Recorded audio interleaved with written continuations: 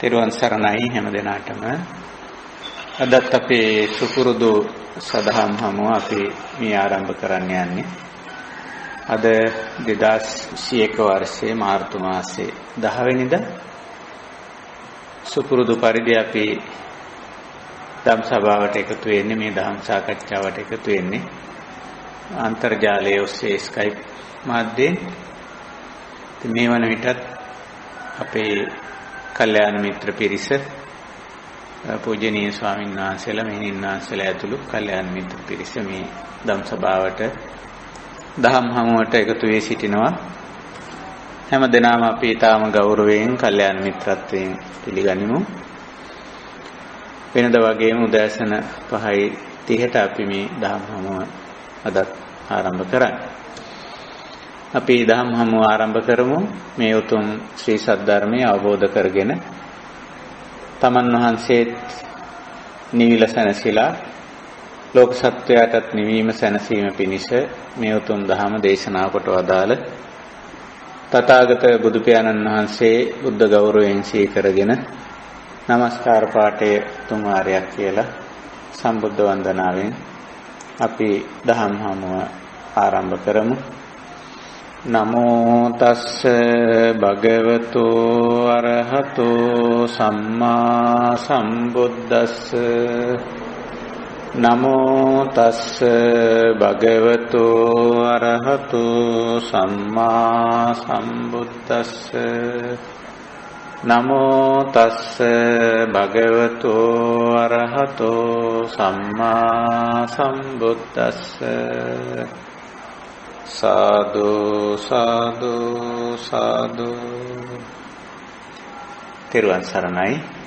අවසරයි පින්වත් කල්යාණ මිත්‍ර හැම දෙනාගෙන්ම අපි කාලයක් තිස්සේ මේ විදිහේ උතුම් කටයුත්තක්, ධම් සභාවක්, දහම් හමුවක් පවත්වගෙන යනු ලබනවා. අප හැම දෙනාගේම ධර්මාබෝධය පිණිස අදත් ඒ දහම් හමුවමයි අපි මේ පවත්වන්නේ. ධර්ම සාකච්ඡාවකින්, ධම් සභාවකින් සිදුවෙන ප්‍රයෝජනය, සිදුවෙන යහපත කුමක්ද කියන කාරණේ අපි හැම දෙනාටම දැන් පැහැදිලි, අවබෝධයි. මේන් අපි බොහෝ ප්‍රයෝජන ලබාගෙන තිබෙනවා. අපි ධර්ම මාර්ගයට පැමිණුණෙත් ඇත්ත වශයෙන්ම කිසියම් මොහොතක ධම් සභාවකදී නැත්නම් ධර්ම සාකච්ඡාවකදී, ධර්ම ශ්‍රවණයකදී මේ ධර්මයේ පිළිබඳ කිසියම් අවබෝධයක් ඇති වෙලා, ඒ අවබෝධය තුලින් මේ ධර්ම මාර්ගයට පිවිසුණා. ඒ ධර්ම මාර්ගයේ ඉදිරියට යද්දී අපිට තව තවත් ධර්මයේ පිළිබඳ අවබෝධය අත්‍යවශ්‍ය වෙනවා. ඉතින් ඒ සඳහායි අපි මේ විදිහට දිගටම මේ ධම් සභාවක් පවත්වන්නේ, ධර්ම සාකච්ඡා මාලාවක් පවත්වන්නේ. අපි විමසා බලන්නේ ජීවිතයේ සහ ලෝකයේ යථා ස්වභාවය, යථා තත්වය. අපි ඒකට ඇතිතතු දැකීම කියලා අපි මේ මාතෘකාවක් තියාගෙන තිබෙනවා. යථා භූත ඥාන දර්ශන කියලා බුදු පියාණන් වහන්සේ දේශනා කළේ. ඉතින් අපිත් මේ මාතෘකාවම තියාගෙන යථා ස්වභාවය අවබෝධ කරගන්න උත්සාහ කරමින් සිටිනවා.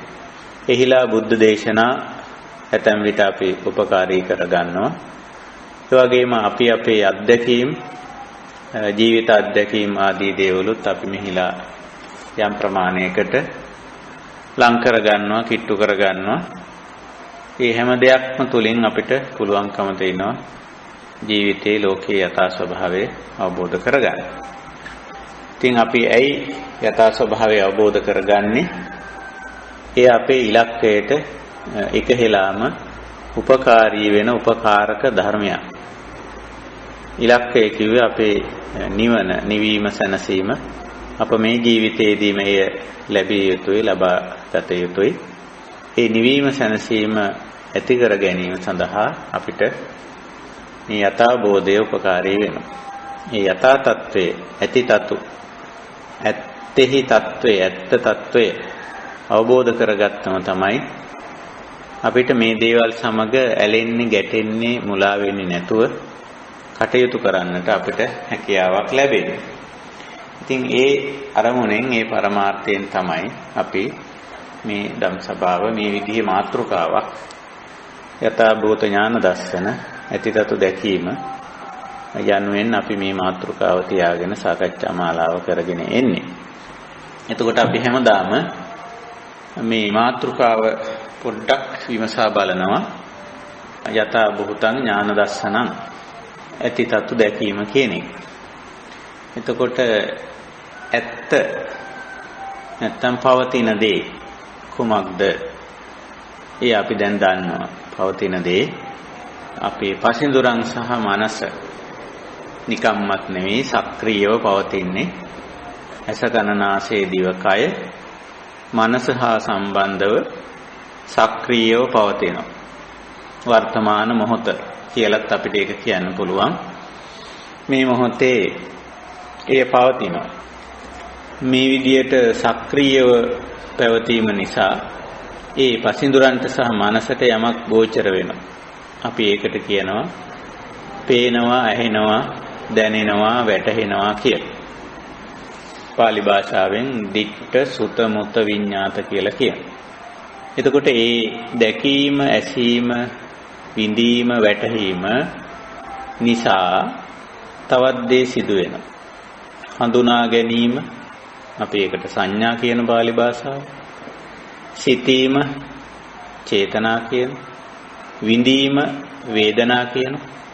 ওই විදිහට වේදනා සංඥා චේතනා නැත්නම් සංඥා වේදනා චේතනා හඳුනා ගැනීම විඳීම ඒ ඔස්සේ සිටීම නැත්නම් සිටීම හඳුනා ගැනීම ඒ ඔස්සේ සිටීම ඔය මානසික දේ සිද්ධ වෙනවා. ඔය ටික තමයි ඇත්ත తত্ত্বය. ඇත්ත පවතින දේ. අපි ඔය ටික විවිධ විදිහට අර්ථකථනය කරනවා. අපි ජීවත් වෙනවා කියලා කියනවා. සාමාන්‍යයෙන් අපි ව්‍යවහාර කරන වචනේ ඔකට ජීවත් වෙනවා කියලා. තනි වචනයක් අපි ඔකට පාවිච්චි කරනවා. ජීවත් වෙනවා කියවම ධර්මානුකූලව ওই ටික තමයි සිද්ධ වෙන්නේ. පසින්දුරන් සහ මනස සක්‍රීයව තියෙනවා. ඒ පසින්දුරන්ට සහ මනසට යම් යම් දේ ගෝචර වෙනවා. ඒ ගෝචර වීමත් සමග තවත් දෙයක් සිදු වෙනවා. ඒ තමයි අඳුනා ගැනීම, විඳීම, සිතීම. ඉතින් ඔය ටිකෙන් ඉස්සරහට තවත් දේවල් අපිට පෙන්වන්න පුළුවන් සිදුවන. ඒ මොනවද? දැන් චේතනා කියන්නේ බොහොම ප්‍රබල දෙයක් අපේ ජීවිතේ. ඒ චේතනා සමග කර්ම කෙරෙනවා. කර්ම පටන් ගන්නවා. කර්ම කියන්නේ ක්‍රියාව කියන එකයි. ක්‍රියාත්මක වීම කියන එකයි. චේතනාව ක්‍රියාත්මක වීම, චේතනාව සක්‍රිය වීම කර්ම කියනවා. ඒකයි බුදුරජාණන් වහන්සේ චේතයිත්වා කම්මං කරෝති කායේන වාචාය මනසා කිව්වේ. එතකොට මේ චේතනාව ක්‍රියාත්මක වීම තුන් පැත්තකට වෙනවා. කාය කම්ම පාලි භාෂාවෙන් කය ක්‍රියාත්මක වෙනවා. මොකක් නිසාද? අර චේතනාව නිසා. වචී කම්ම වචනේ ක්‍රියාත්මක වෙනවා. මොකක් නිසාද? අර චේතනාව නිසා. මනෝ කම්ම මනස ක්‍රියාත්මක වෙනවා. තවදුරටත් දිගින් දිගටම සිතනවා, සැලසුම් කරනවා. අර චේතනාව නිසා. ওই ටික තමයි සිද්ධ වෙන්නේ. දැන් අපි ජීවත් වෙනකොට කරන්නේ ඔය ටිකනේ. එක්කෝ කයින් යම් යම් දේ කරනවා. කරමින් සිටිනවා. ඒ අතරතුර වචන ප්‍රකාශ කරනවා. යම් යම් දේ ප්‍රකාශ කරනවා. අදහස් වමාරු කරගන්නවා, සංනිවේදනය කරනවා. ඒ අතර හිතනවා. මනසින් සැලසුම් කරනවා. ඔය ටික වෙනවා. ඉතින් අර විඳීම හඳුනා ගැනීම ඒ අතරෙම සිද්ධ වෙනවා. නැවත නැවතත් සමහර වෙලාවට කය ක්‍රියාත්මක වීම තුල, වචනේ ක්‍රියාත්මක වීම තුල, සිතවිලි ක්‍රියාත්මක වීම තුල යලි යලි හඳුනා ගැනීමත් විඳීමත් සිද්ධ වෙනවා. සංඥා වේදනා.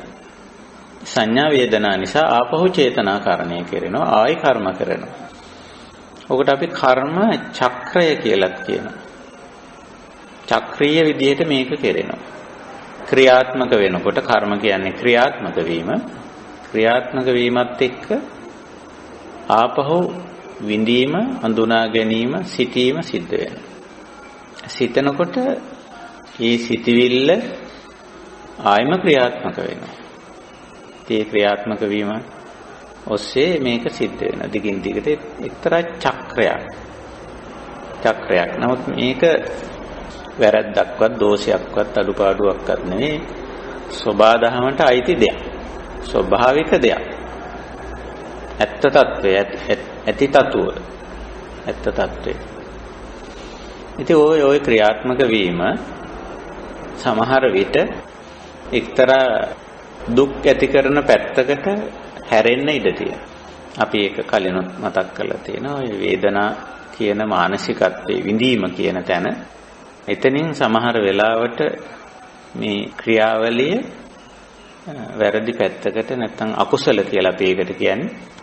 වැරදි දිශාවකට හෙවත් අකුසල තත්වයටපත් වෙන්න ඉඩක් තියෙනවා. විඳීම සමග. එතකොට විඳීමේ තියෙනවා සුඛ වේදනා తත්වය, සැප විඳීම කියලා දෙයක් තියෙනවා. ඒක ස්වභාවික දෙයක්. කයට පහසුවක් සහ මනසට සහනයක් ඇති වෙන අවස්ථාව තමයි යම් ක්‍රියාවකින්, වචනයකින්, සිතවිල්ලකින් ඔය දේ සිද්ධ වෙන්න පුළුවන්. කයට පහසුවක්, මනසට සහනයක්. එතකොට මේ කයට පහසුව ඇති කරපු දේ, මනසට සහනය ඇති කළ දේ පිළිබඳ ඇති කරගන්න අවබෝධයත් ඒ ඔස්සේ ඒ දේ සමග ඇති කරගන්න සබැඳියාවත් සමහර විට රාග වෙන්න පුළුවන්. අපි ඒකට රාග අනුසය කියනවා. රාග අනුසය සමහර විට ඒ පිළිබඳව කිසියම් ආකාරයක ඇලීම් සහගත හැඟීමක්, අදහසක් ඇති වෙන්න පුළුවන්. ඉතින් රාගානුසය වගේ තත්වයක් ඇති වුණොත් එතන එක්තරා ප්‍රමාණයකට අපි දන්නවා දෝෂයක්. ඒක ගැටලුවක්. මොකද එතෙන් සිට අපි ඒ අරමුණ සමග කටයුතු කරන ආකාරයේ කිසියම් වෙනසක් ඇති වෙනවා. ඒක ඔස්සේ එළවන, ඒක පසුපස හඹා යන, ඒ රස කරන්න, එකතු කරන්න, අයිති කරගන්න, හිමි කරගන්න එවැනි කිසියම් රාග නිශ්චිත ක්‍රියාකාරකම් පද්ධතියක් පටන් ගන්නවා. අපි ඒවට රාගික වචන, ක්‍රියා, සිතිවිලි කියලා කියන්න පුළුවන්.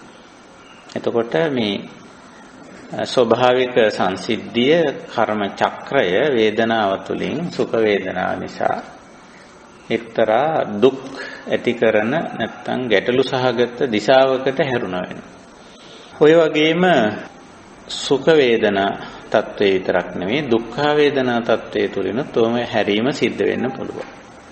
දුක්ඛ වේදනා කිව්වේ කයට අපහසුාවක් ඇති කරන, ඒ වගේම මනස පෙළෙන ස්වභාවයයි. යම් යම් දේ විඳිනකොට, අඳුනා ගන්නකොට ඕක සිදු වෙන්න පුළුවන්. ඉතින් එතකොටත් මේ පටිඝානුසය කියලා ගැටීම් සහගත මානසිකත්වයක් ඇති වෙන්න පුළුවන්. එක්තරා සියුම් නුරුස්නාකමක් ඇවිල්ලා, අකමැත්තක් ඇවිල්ලා, එය ද්වේෂයේ බවට, තරහ බවට, වෛරය, ක්‍රෝධයේ බවට පත් වෙන්න පුළුවන්. එසේපත් වීමෙන් මේ ගැටලුව නැත්තම් අපි කියන්නේ කෙලෙසුනා කියලා හිත ඔය අවස්ථාවක.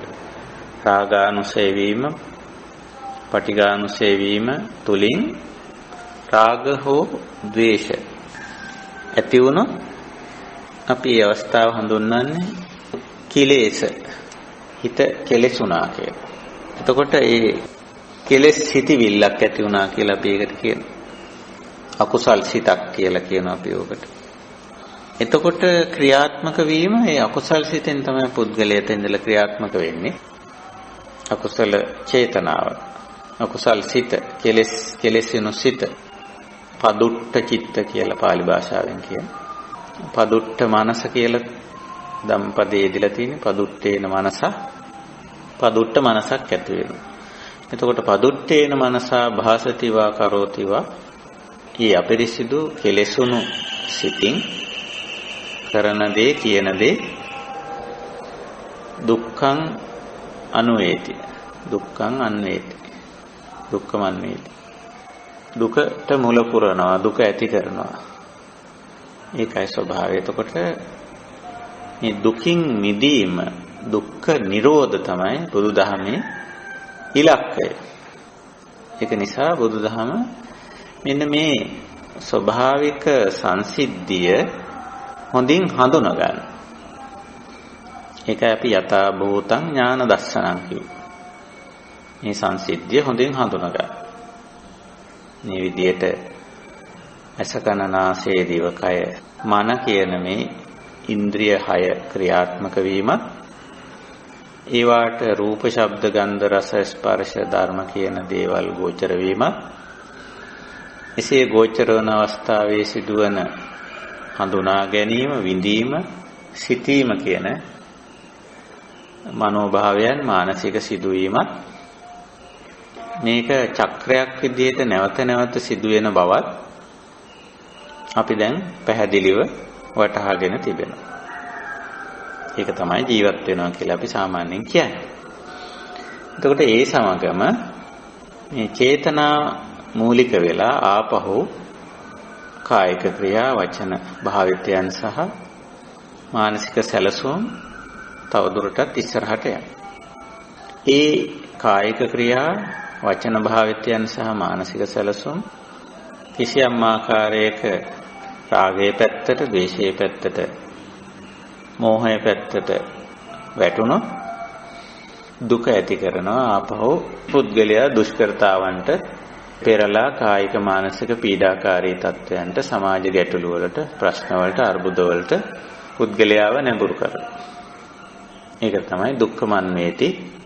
දුක හට ගන්නවා, දුක ඇති වෙනවා කියන එකේ අදහස. ඉතින් මේ తত্ত্বය ඇත්ත తত্ত্বය අපි ඒක අවබෝධ කරගෙන තිබෙනවා, තේරුම් අරන් තිබෙනවා, වටහාගෙන තිබෙනවා. එතකොට ඒක වටහා ගත්තේ මොකද? ඔතන අපිට තියෙනවා යම්කිසි නිරෝධයක්, සමුදයක් සහ නිරෝධයක් තිබෙනවා. මොකද්ද සමුදය? අර රාග අනුසය, ද්වේෂ අනුසය, මෝහ අනුසය, නැත්නම් රාග අනුසය, පටිඝ අනුසය, අවිද්‍යා අනුසය කියලා අපි වට තවත් වචන පාවිච්චි කරනවා. ඒක සමුදය වෙන ආකාරය අපි දකිනවා. හේතුඵල ධර්මානුකූල ඒක සිද්ධ වෙන විදිය දකිනවා. ඒකට කියනවා අපි යථා භූත ඥාන දර්ශන කියලා. ඒක ඇති වෙන විදිය අපිට දකින්න පුළුවන්. අපි තුලින්ම දකින්න පුළුවන්. ආය වෙන මේක පරිබාහිර සිදුවීමක් නෙමෙයි. මේක අපි අප තුලින් දකිනවා නම් ඒකට අපි භාවනා කියලා කියනවා. ඇතුළතට යොමු වීම, ඇතුළත දැකීම කියලා. ඔක දකින්න පුළුවන් අපිට බොහොම අපූර්වට. අර කෙනෙක් ගඟක් අයිනේ වාඩි වෙලා ගඟ ගලන දිහාව බලාගෙන ඒ ගඟ ගලන ආකාරය හොඳට නිරීක්ෂණය කරන්න පුළුවන් ඈතින් ඉඳගෙන ගම් යූරේ ඉඳලා. ඕනනම් ඒ පුද්ගලයාට තවත් ගඟට ගම් යූරට බහැලා ගම් යූරේ අයිනේ ඉඳගෙන මේ ගලන ජලයේ ගති ගුණත් ටිකක් ලං වෙලා නිරීක්ෂණය කරන්න පුළුවන්. මේ ජලය ගලනකොට කොහොමද, සීතලද ආදී වශයෙන් ටිකක් පය තෙමෙන ගානට ගම් යූරට බහැලා එහෙමත් නිරීක්ෂණය කරන්න පුළුවන්. එතකොට තවත් අත්දැකීමක් ලැබෙනවා. අත්දැකීම වඩා පුළුල් වෙනවා. ඕනනම් තවත් දන වටක්, ඉන වටක්, කර වටක් මේ ගඟට බහින්න පුළුවන් පරිස්සම්. ගැස්සම අර ගම් යූරේ වාඩි වෙලා ඉන්නවට වඩා යන්තම් වලලු කර තෙමෙන මට්ටමට වඩා ධනේශ ධන වටක්, ඉන වටක් ආවට වඩා කර වටක් වතුරේ බැහැලා ඉන්නකොට ගලන ගඟේ බොහෝ දේ නිරීක්ෂණය හොඳට දැනෙනවා. ඕනනම් නිමග්න වෙන්නත් පුළුවන්. ඒ කියන්නේ සම්පූර්ණ වතුරේ ගිලිලා ඉන්නත් පුළුවන් අපිට. එතකොට තවත් හොඳට මේ ගඟ ගලනවා අපිට අත් දකින්න පුළුවන්, අත් විඳින්න පුළුවන්. ඒ විදිහට අපිට මේ අපේ කය මනසට නිමග්න වෙන්න පුළුවන්. මම මේ කතා කරන්නේ භාවනාව ගැන. අපේ කය සහ මනස හරිම සක්‍රීය, නිකන් ගලාගෙන යන ගඟක් වගේ. සමහර ඕක දිහා බලන්නෙම නැහැ. ඒක අපිට වැඩක් නැහැ. අපි ගඟෙන් වතුර ගන්නවා ඉච්චරයි කියලා. ඒ වගේ නිකන්.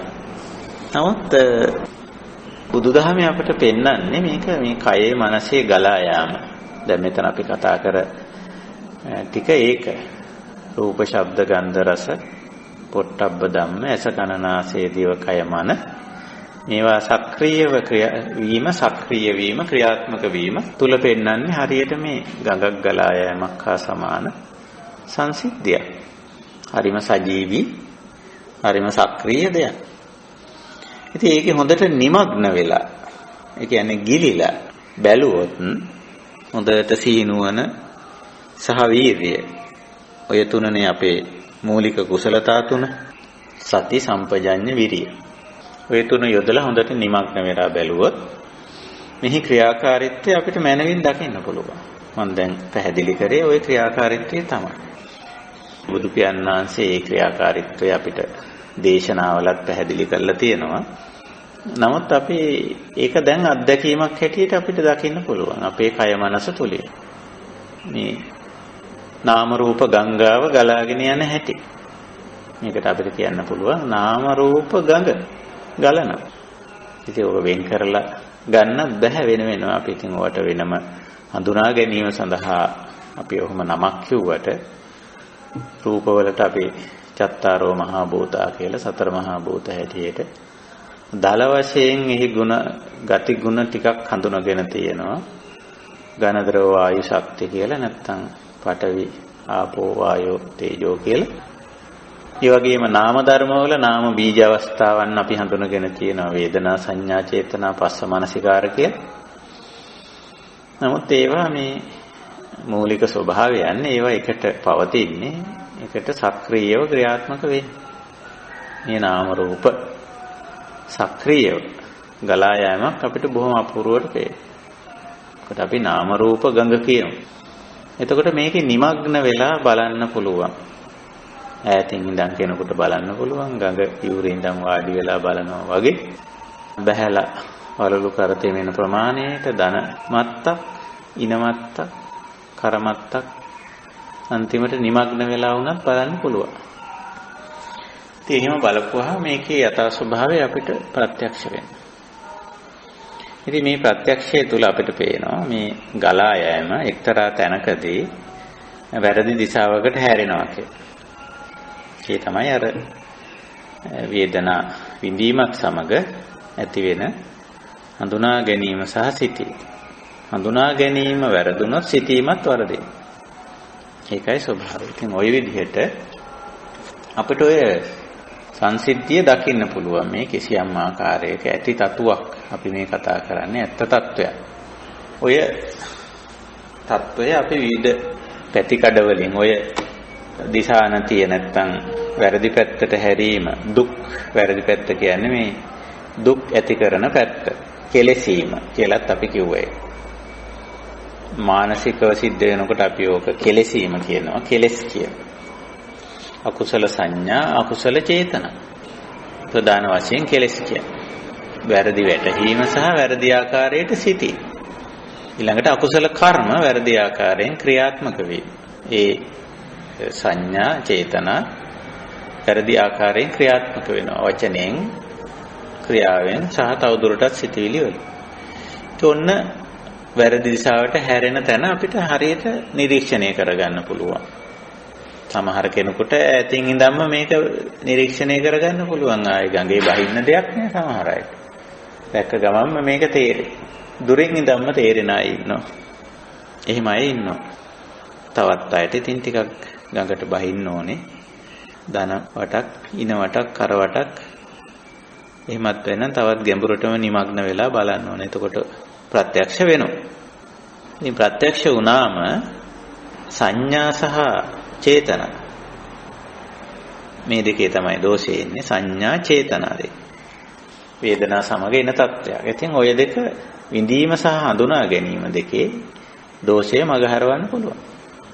අන්න ඒකට තමයි මේ යථාභූත ඥාන දර්ශනය ඇති කරගන්නේ. ඇති තතුව දකින්න ඕනේ. නිසිද්ධ වෙන දේ හැබැවින්ම දැක්කම ඔය දෝෂය අපිට මගහරවන්න පුළුවන්. ගැටලුව මගහරවන්න පුළුවන්කම තිබෙනවා. ඒ සඳහායි මේ යථාභූත ඥාන දර්ශනය. ඉතින් අපි මේ ගැඹුරු කාරණේ ටිකක් සරල ප්‍රායෝගික කාටත් වැටහෙන ඇතැම් මාතෘකා ඇතැම් සංසිද්ධි ජීවිතේ ඉදිරියෙන් තියාගෙන අපි මේ සාකච්ඡාව කරගෙන යනවා. ඉතින් ඒ අනුව අපි මේ දිනවල අපි අරගෙන තියෙන්නේ ජීවිතයේ මේ යුතුයකම් සහ වගකීම් කියන මාතෘකාව.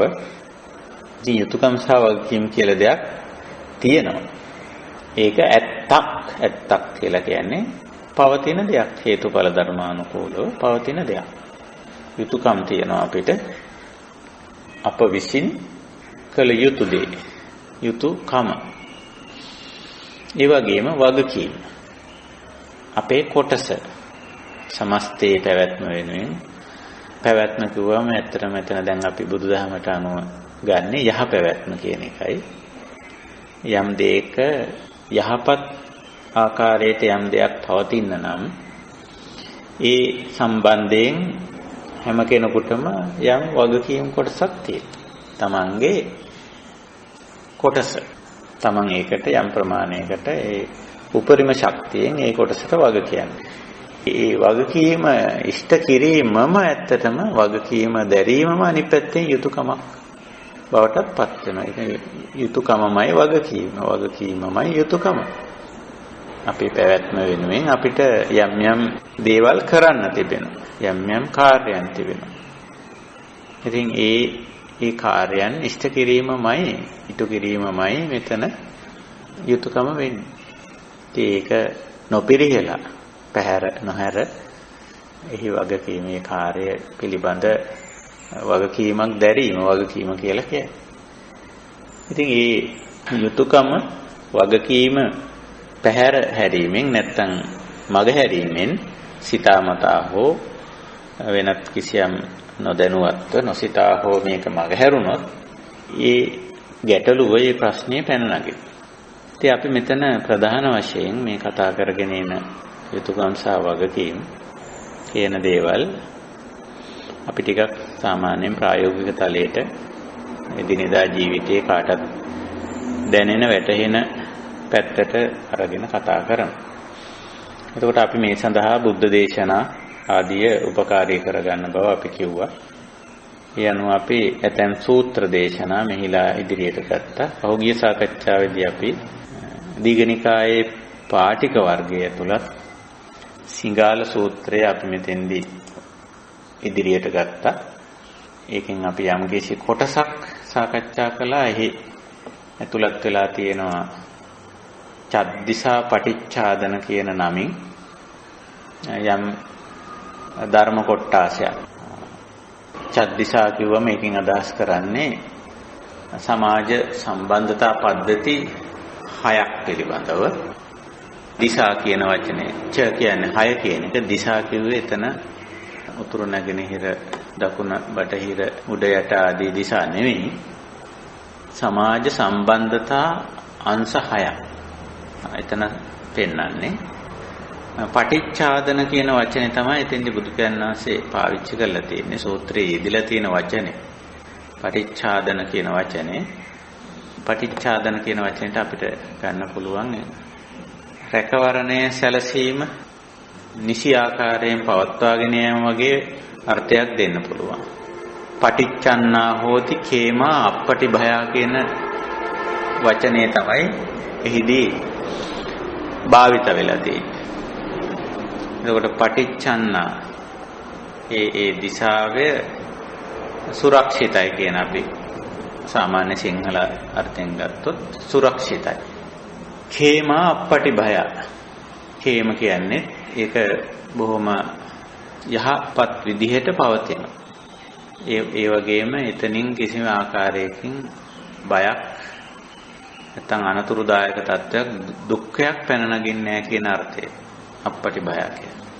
එතකොට පටිච්චන්නා දිසා පටිච්චන්නා හෝති කේමා අප්පටි භය. එතකොට යම්කිසි සමාජ සම්බන්ධතා කොටසක් සමාජ කණ්ඩායමක් තුළ මේ ගැටලුව පැන නගින්න ගැටලු සහගත නොවන ආකාරයෙන් මේ සමාජ කණ්ඩායම තුළ පවතිනවා කියන එකයි එහි අදහස.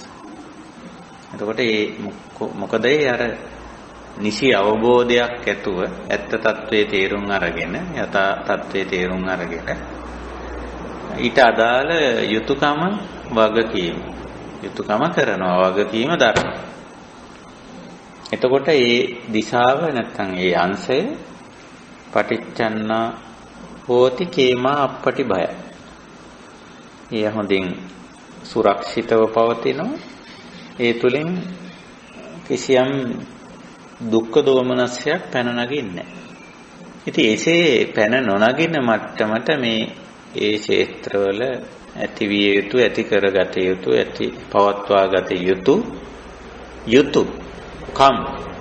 යුතුයකම් සහ වගකීම් උදාහරණ වශයෙන් බුදුරජාණන් වහන්සේ පෙන්වා දීලා තියෙනවා. ඉතින් අපි සිංහල සූත්‍රයේදී නැත්නම් සිංහලෝවාද සූත්‍රයේදී පෙන්වලා දීලා තියෙන ඒ යුතුයකම් පද්ධති හයෙන් අපි එකක් සාකච්ඡා කළා. මාතා පිතා මව්පිය සහ දූ දරුවෝ කියලා. ඒක මං හිතන්නේ මුලටම ගන්න නැත්තේ ඒක ස්වභාව දහම විසින්ම ඒ දේ නිර්මිතයි. පුද්ගලයෙක් උපදිනකොටම ඒ තැනට මව්පියෝ ඉන්නවා. එතකොට ඒ පුද්ගලයෙක් දරුවෙක් උපදිනකොටම ඒ යම් පිරිමියෙක් සහ කාන්තාවක් ඒ දරුවෙක් ඉපදීම නිසාම මව්පියන් බවට පත් වෙනවා. ඒක හරි 아무තු සිදුවීමක්.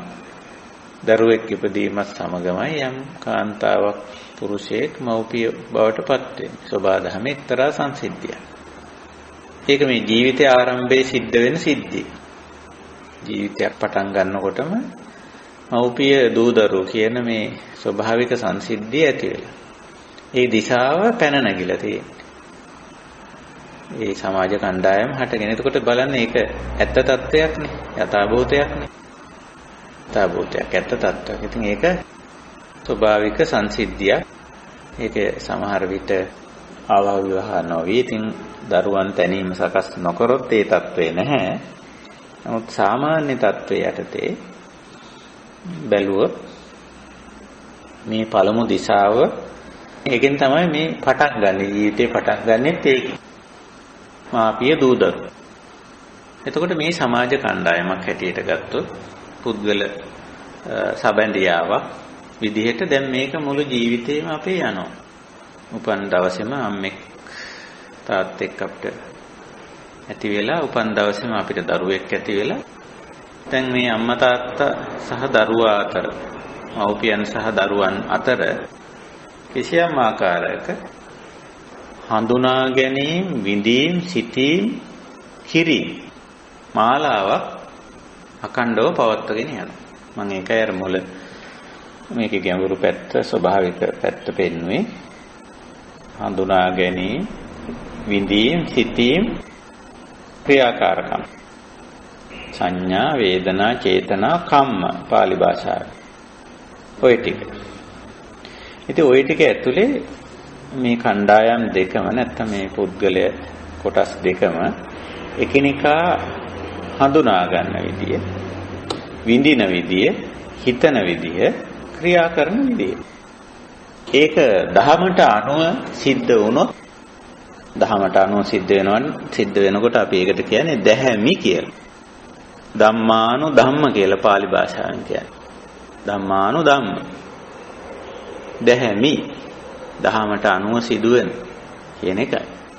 ඉතින් ඒක දැහැමි වෙනවා නම් දහමට අනුව සිදු වෙනවා නම් ධම්මානු ධම්ම නම් එතන මේ කියන පටිච්චන්නා කේමා අප්පටි භය. ඒ සමාජ කණ්ඩායම තුළ ඒ පුද්ගලයන්ගේ සමාජ ක්‍රියාකාරීත්වය නැත්නම් පුද්ගල ක්‍රියාකාරීත්වය මනවින් සිදු වෙනවා. පටිච්චන්නා මනවින් සිදු වෙනවා. කේමා එතන තියෙන බොහොම ශාන්ත නියුණු සැනසුණු බවක්. අප්පටි භය එතන දුක්මතු වීමේ ඉඩක් නැහැ. මේ බය කියන්නේ නිතරම කිසියම් දුෂ්කරතාවක් මතුවීමට ඇති ඉඩ. ඒකටනේ අපි බයයි කියලා කියන්නේ. බය කියන වචනේ තියෙන්නේ ඒක. කිසියම් දුකක් මතුවීමට තියෙන ඉඩ. එතකොට අප්පටි බය. එතන දුකක් මතුවෙන්නේ ඉඩක් නැහැ. කේමා බොහොම ශාන්ත විදියට සාමකාමී විදියට පවතිනවා කියන එක. පටිච්චන්න ඒක හොඳින් මනවින් ක්‍රියාත්මක වෙනවා. ඒ කොහොමද අර මව්පිය දූදරු මේ කණ්ඩායම එකිනෙකා මනවින් හඳුනගෙන තියෙනවා. වටහාගෙන තියෙනවා, තේරුම් අරගෙන තියෙනවා. යහපත් විදියට එකිනෙකා විඳිනවා. යහපත් විදියට ක්‍රියාත්මක වෙනවා. කයින් වචනයෙන් සිතින්. ඔන්න ඔය ස්වභාවය මේ කියන්නේ. ඉතින් අපි ඊට අදාළව බුදු පියාණන් වහන්සේ එසේ වීමට නම් කේම අපපටි බය පටිච්චන්න තත්වයෙන් ඒ දිශාව නැත්තම් මේ සමාජ කණ්ඩායම පවත්වා ගැනීම සඳහා අවශ්‍ය කරන ගුණාත්මක භාවයන් උදාහරණ වශයෙන් පහ කියව. පහක් කිව්වම මේකෙන් හිතන්න ඕනේ පහමයි තියෙන්නේ කියලා. සංඛ්‍යාවට හිර වෙන්න, සංඛ්‍යාවට සීමා වෙන්න අවශ්‍ය නැහැ. ඉතින් ඒවා අපි කලින් සාකච්ඡාවේදී කතා කළා උදාහරණ වශයෙන්. මව්පියෝ කොහොමද කටයුතු කළ යුත්තේ? ඒක තමයි මූලික වෙන්නේ. මොකද දරුවන්ගේ කටයුතු මේ සූත්‍රයේදී සාමාන්‍යයෙන් මුලින් දාලා තිබ්බට සබාධමයට අනුව ඉස්සර වෙලා සිද්ධ වෙන්න ඕන මව්පියන්ගේ කාර්යභාරය. මොකද දරුවෙක් උපදිනකොට ඒ උපන් දරුවට මව්පියන්ට යුතුයකම් කරන්න පුළුවන් ශක්තියක් නැහැ. නමුත් මේ සිංහල දේශනාවේදී සිංහලක වැඩිහිටි තරුණෙක්. ඒක නිසා මේ පුද්ගලයාගේ වගකීම් පැත්ත ඉස්සර වෙලා දේශනා කරාට මේක ස්වභාවික තත්වේ නම් නිතරම මව්පියන්ගේ කාර්යය තමයි ප්‍රමුඛ වෙන්නේ, මූලික වෙන්නේ, ප්‍රධාන වෙන්නේ, ආරම්භක වෙන්නේ එතන. ඒ කාර්යය. ඒ ටික කෙරුණොත් ඒක අපි කියන්නේ යුතුයකම්. තමන්ගේ යුතුයකම දරුවන් වෙනුවෙන් කෙරෙන ඒ වගේම සමාජයක් හැටියට වගකීම කියලත් ඒක අපි ගන්න පුළුවන්. ඉතින් ඒක හොඳින් සිද්ධ වුණාම පෙරලා දරුවන්ගේ යුතුයකම් කොටසක් තියෙනවා, වගකීම් කොටසක් තියෙනවා. ඉතින් ওই විදිහට යුතුයකම් සහ වගකීම් කියලා. ඉතින් ඒ කොටස අපි සාකච්ඡා කළා. ඒ තුල කොච්චර ජීවිතේ නිවීමක්, සැනසීමක් මතුවලා එනවද කියලා. හැබැයි ගැඹුරු අවබෝධයකින් ගියොත් තමයි. එහෙම නැත්නම් මව්පිය දූදරු සබැඳියාව ඇතුලේ බොහෝ දුක්ඛ දෝමනස්ස උපායාස සම්භවಂತಿ. දුක්ඛ දෝමනස්ස උපායාස හට ගන්නවා කියන එකත් අපි කතා කරා. ඊළඟ සමාජ කණ්ඩායමටත් අපි යමු. පුළුවන් විදිහට අපි ඉක්මනින් මේ සූත්‍රය කතා බහ කරන්න බලමු. මොකද අපි මේ දේශනා කතා කරලා තියෙන්නේ මේ සූත්‍ර විග්‍රහ වෙලා තියෙන්නේ අපේ සාමාන්‍යයෙන් බෞද්ධ සමාජයේ මේවා ඇතැම් වෙලාවට මේ පොතපතවල පවා ඒ කියන්නේ දහම් පාසල් පොත්වල පාසල් පොත්වල ඉඳලම මේවා විග්‍රහ වෙලා තියෙනවා. මේවා ගැන යම්කිසි ඡායා මාත්‍ර ඉගැන්වීමක් තියෙනව නැතුව නෙවෙයි. ඒ වුණත් මේවා අපේ ගැඹුරින් හිතලා බලලා නැහැ. කොහොමද මේ දුක්ඛ නිරෝධයට, දුක්ඛ සමුදයට, මේ සමුදයට නිරෝධයට සම්බන්ධ වෙන්නේ කොහොමද කියලා. දුක්ඛ සමුදයට, දුක්ඛ නිරෝධයට. ඉතින් මේ දිශා දුක්ඛ සමුදයට හේතුවක්. දැන් මව්පියන්ට දූදරුවන් ලැබීම, දූදරුවන්ට මව්පියන් සිටීම දුකට හේතුවක්. ඒක ඇත්ත. ඒක බොරු නෙමෙයි. ඒක ඇත්ත තමයි. එතකොට ඒක කිසියම් හේතුඵල ධර්මතාවයක් නිසා ඇති වෙච්ච දෙයක්. යම් මව්පිය දෙදෙනෙකුට දරුවන් ලැබීම හේතුඵල ධර්මයට අනුව සිද්ධ වෙච්ච දෙයක්.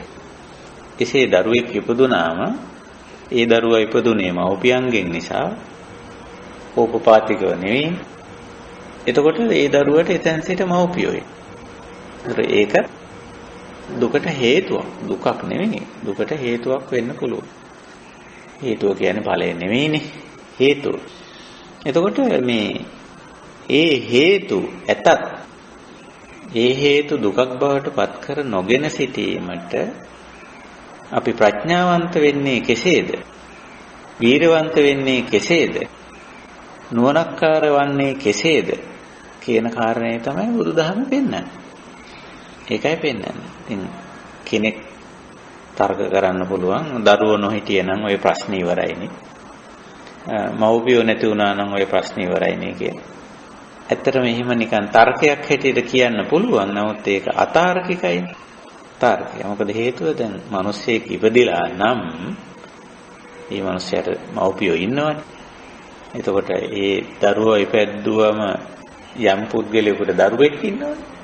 එතනම මව්පිය දූදරු කියන සමාජ කණ්ඩායම බිහියලානේ තියෙන්නේ. ඉතින් බුදුරජාණන් අපි පෞද්ගලික සාකච්ඡාවේදීත් කතා කළා බුදුරජාණන් වහන්සේ මේ කතා කරන්නේ මේ මිහි පිට ඇති දේවල් ගැන. ඒකයි මේ අපි ඇත්ත తত্ত্বය කියලා කියන්නේ. ඇති తතු කියලා කිව්වේ ඒකයි. පවතින දේ ගැන බුදුරජාණන් වහන්සේ කතා කරන්නේ. ඒක තුලනේ මේ ගැටලුව ඇති වෙන්නේ, ප්‍රශ්නේ ඇති වෙන්නේ, අර්බුදේ ඇති වෙන්නේ. ඒක තුලනේ අපිට ප්‍රශ්නේ निराවුල් කරගන්න ඕන, ගැටලුව ලියා ගන්න ඕන. ඒක නිසා අපි මේ ඇත්තනම් ඇති දේ නම් මව්පිය දූදරු සමාජ සම්බන්ධතා පද්ධතියක් තියෙනවා. ඉතින් ඔය වගේ ඉතිරි ඒවටත් අපි අවධානය ටික ටික යොමු කරමු. ඉතිරි ඊළඟට පෙන්නනෝ ආචාර්ය කියන ආචාර්ය අන්තේවාසික කියන වචන පාවිච්චි කරලා තියෙනවා. මේ සමාජ කණ්ඩායම ආචාර්ය අන්තේවාසී කියලා. ඉතින් මේ සමාජ කණ්ඩායමක් පෙන්නලා තියෙනවා. ඒකත් ඉතින් ඇත්ත වශයෙන්ම ස්වභාවිකයිනේ. අපි ජීවත් වෙනකොට අපිට යම් ආකාරයක යම් හසුරු කුසලතා ටිකක් ඇති කරගන්න ඕන. සාමාන්‍ය මිනිස්සෙක් වුණා. අපි දන්නේ තිරිසන් සතුන් අතර ආචාර්ය අන්තේවාසී කියලා ඉන්නවද කියලා. ඒක අපිට අදාළ නැහැ. අපි මේ කතා කරන්නේ මනුෂ්‍ය ජීවිතය ගැන. අපේ බුදුරජාණන් වහන්සේ කතා කරේ මනුෂ්‍ය ජීවිතය ගැන. අනිත් ඒවත් අපි ඕකට අමුණගෙන තිබ්බට බුදුරජාණන් වහන්සේ සාකච්ඡා කළේ මේ මනුෂ්‍ය ජීවිතය පිළිබඳව. මනුෂ්‍යයාගේ ගැටලු, මනුෂ්‍යයාගේ දුක පිළිබඳව කතා කරා. එතකොට මනුෂ්‍යෙක් හැටියට ඉපදුනාව යම්කිසි ජීවත් වීම සඳහා යම් ආකාරයක දැනුමක්, හසුරු කුසලතා ටිකක් අවශ්‍ය වෙනවා. ඒක සොයන්වම ඇති කරගන්න බැරි අවස්ථාවක බොහෝ විට බෑ. අපිට ඒකට ආචාර්ය කෙනෙක් අවශ්‍ය වෙනවා. ආචාර්ය කියන්නේ ගුරුවරයෙක්. ඒ දැනුම සහ ඒ හසුරු කුසලතා ටික අපිට ලබා දෙන කෙනා. කවුරු හෝ වේවා සමාජයට මෙයා මුල් ගුරුවරු හැටියට සැලකන්නේ අම්මලා තාත්තලා පුබ්බාචාර්ය මුල් ගුරුවරු. ඉතින් පස්සෙත් අපිට විවිධ දැනුම් පද්ධති සහ විවිධ හසුරු කුසලතා ඇති කර ගැනීම සඳහා ආචාර්ය ගුරුවරු අවශ්‍ය වෙනවා. බුදු වෙන්නත් අවශ්‍ය වුණානේ. ඉතින් මේ බුදුරජාණන් වහන්සේට ගුරුවරු හිටියනේ. ඉතින් නැත්තේ නෑනේ. මේ ශේෂ්ත්‍රයට අදාළ යම් දේවල් අවබෝධ කරගන්න අවශ්‍ය වුණා. ගුරුවරු අවශ්‍ය වුණා ඒක. ඉතින් ඒක ඕමනයි. තියනවා මේ ශේෂ්ත්‍රයේ ගුරු භූමිකාවක් අපිට තියෙනවා. ඉතින් ওই විදිහට මේ ශේෂ්ත්‍රයේදී බුදුරජාණන් වහන්සේ මේ ගුරු ශිෂ්‍ය නැත්නම් ආචාර්ය අන්තේවාසී කියලා පාලි වචන පාවිච්චි කරලා තියෙනවා. අපි ගුරු ශිෂ්‍ය කියලා සාමාන්‍ය ව්‍යවහාරයට අනුව ගමු. එකිනෙකාගේ කාර්යභාරයන්. එතකොට මෙතෙන්දිත් අපි ඉස්සරහට ගන්න ගුරු භූමිකාව, ගුරුවරයාගේ කාර්යභාරය. අපි ඒකට පාවිච්චි කරන යුතුයකම් සහ වගකීම් කියලා. ඉතින් එතනක් දක්වලා තියෙන කාරණා බැලුවොත් බුදුරජාණන් වහන්සේ සුවිනීතං විනින්ති සුග්ගහිතං ගාහපෙන්ති සබ්බ සිප්ප සුතං සමක්කායිනෝ භවಂತಿ නිත්තාමච්චේසු පටියා දෙන්ති දිසාසු පරිත්තානං කරොන්ති කියලා උදාහරණ වශයෙන් ගුරු භූමිකාවට අදාළ ගුරු කාර්යභාරය ආචාර්යගේ කාර්යභාරය දක්වලා තියෙනවා. එයා කොහොමද මේ දිසාව පටිච්චන්න කරන්නේ? කේම අපපටිබය තත්වයටපත් කරන්නේ.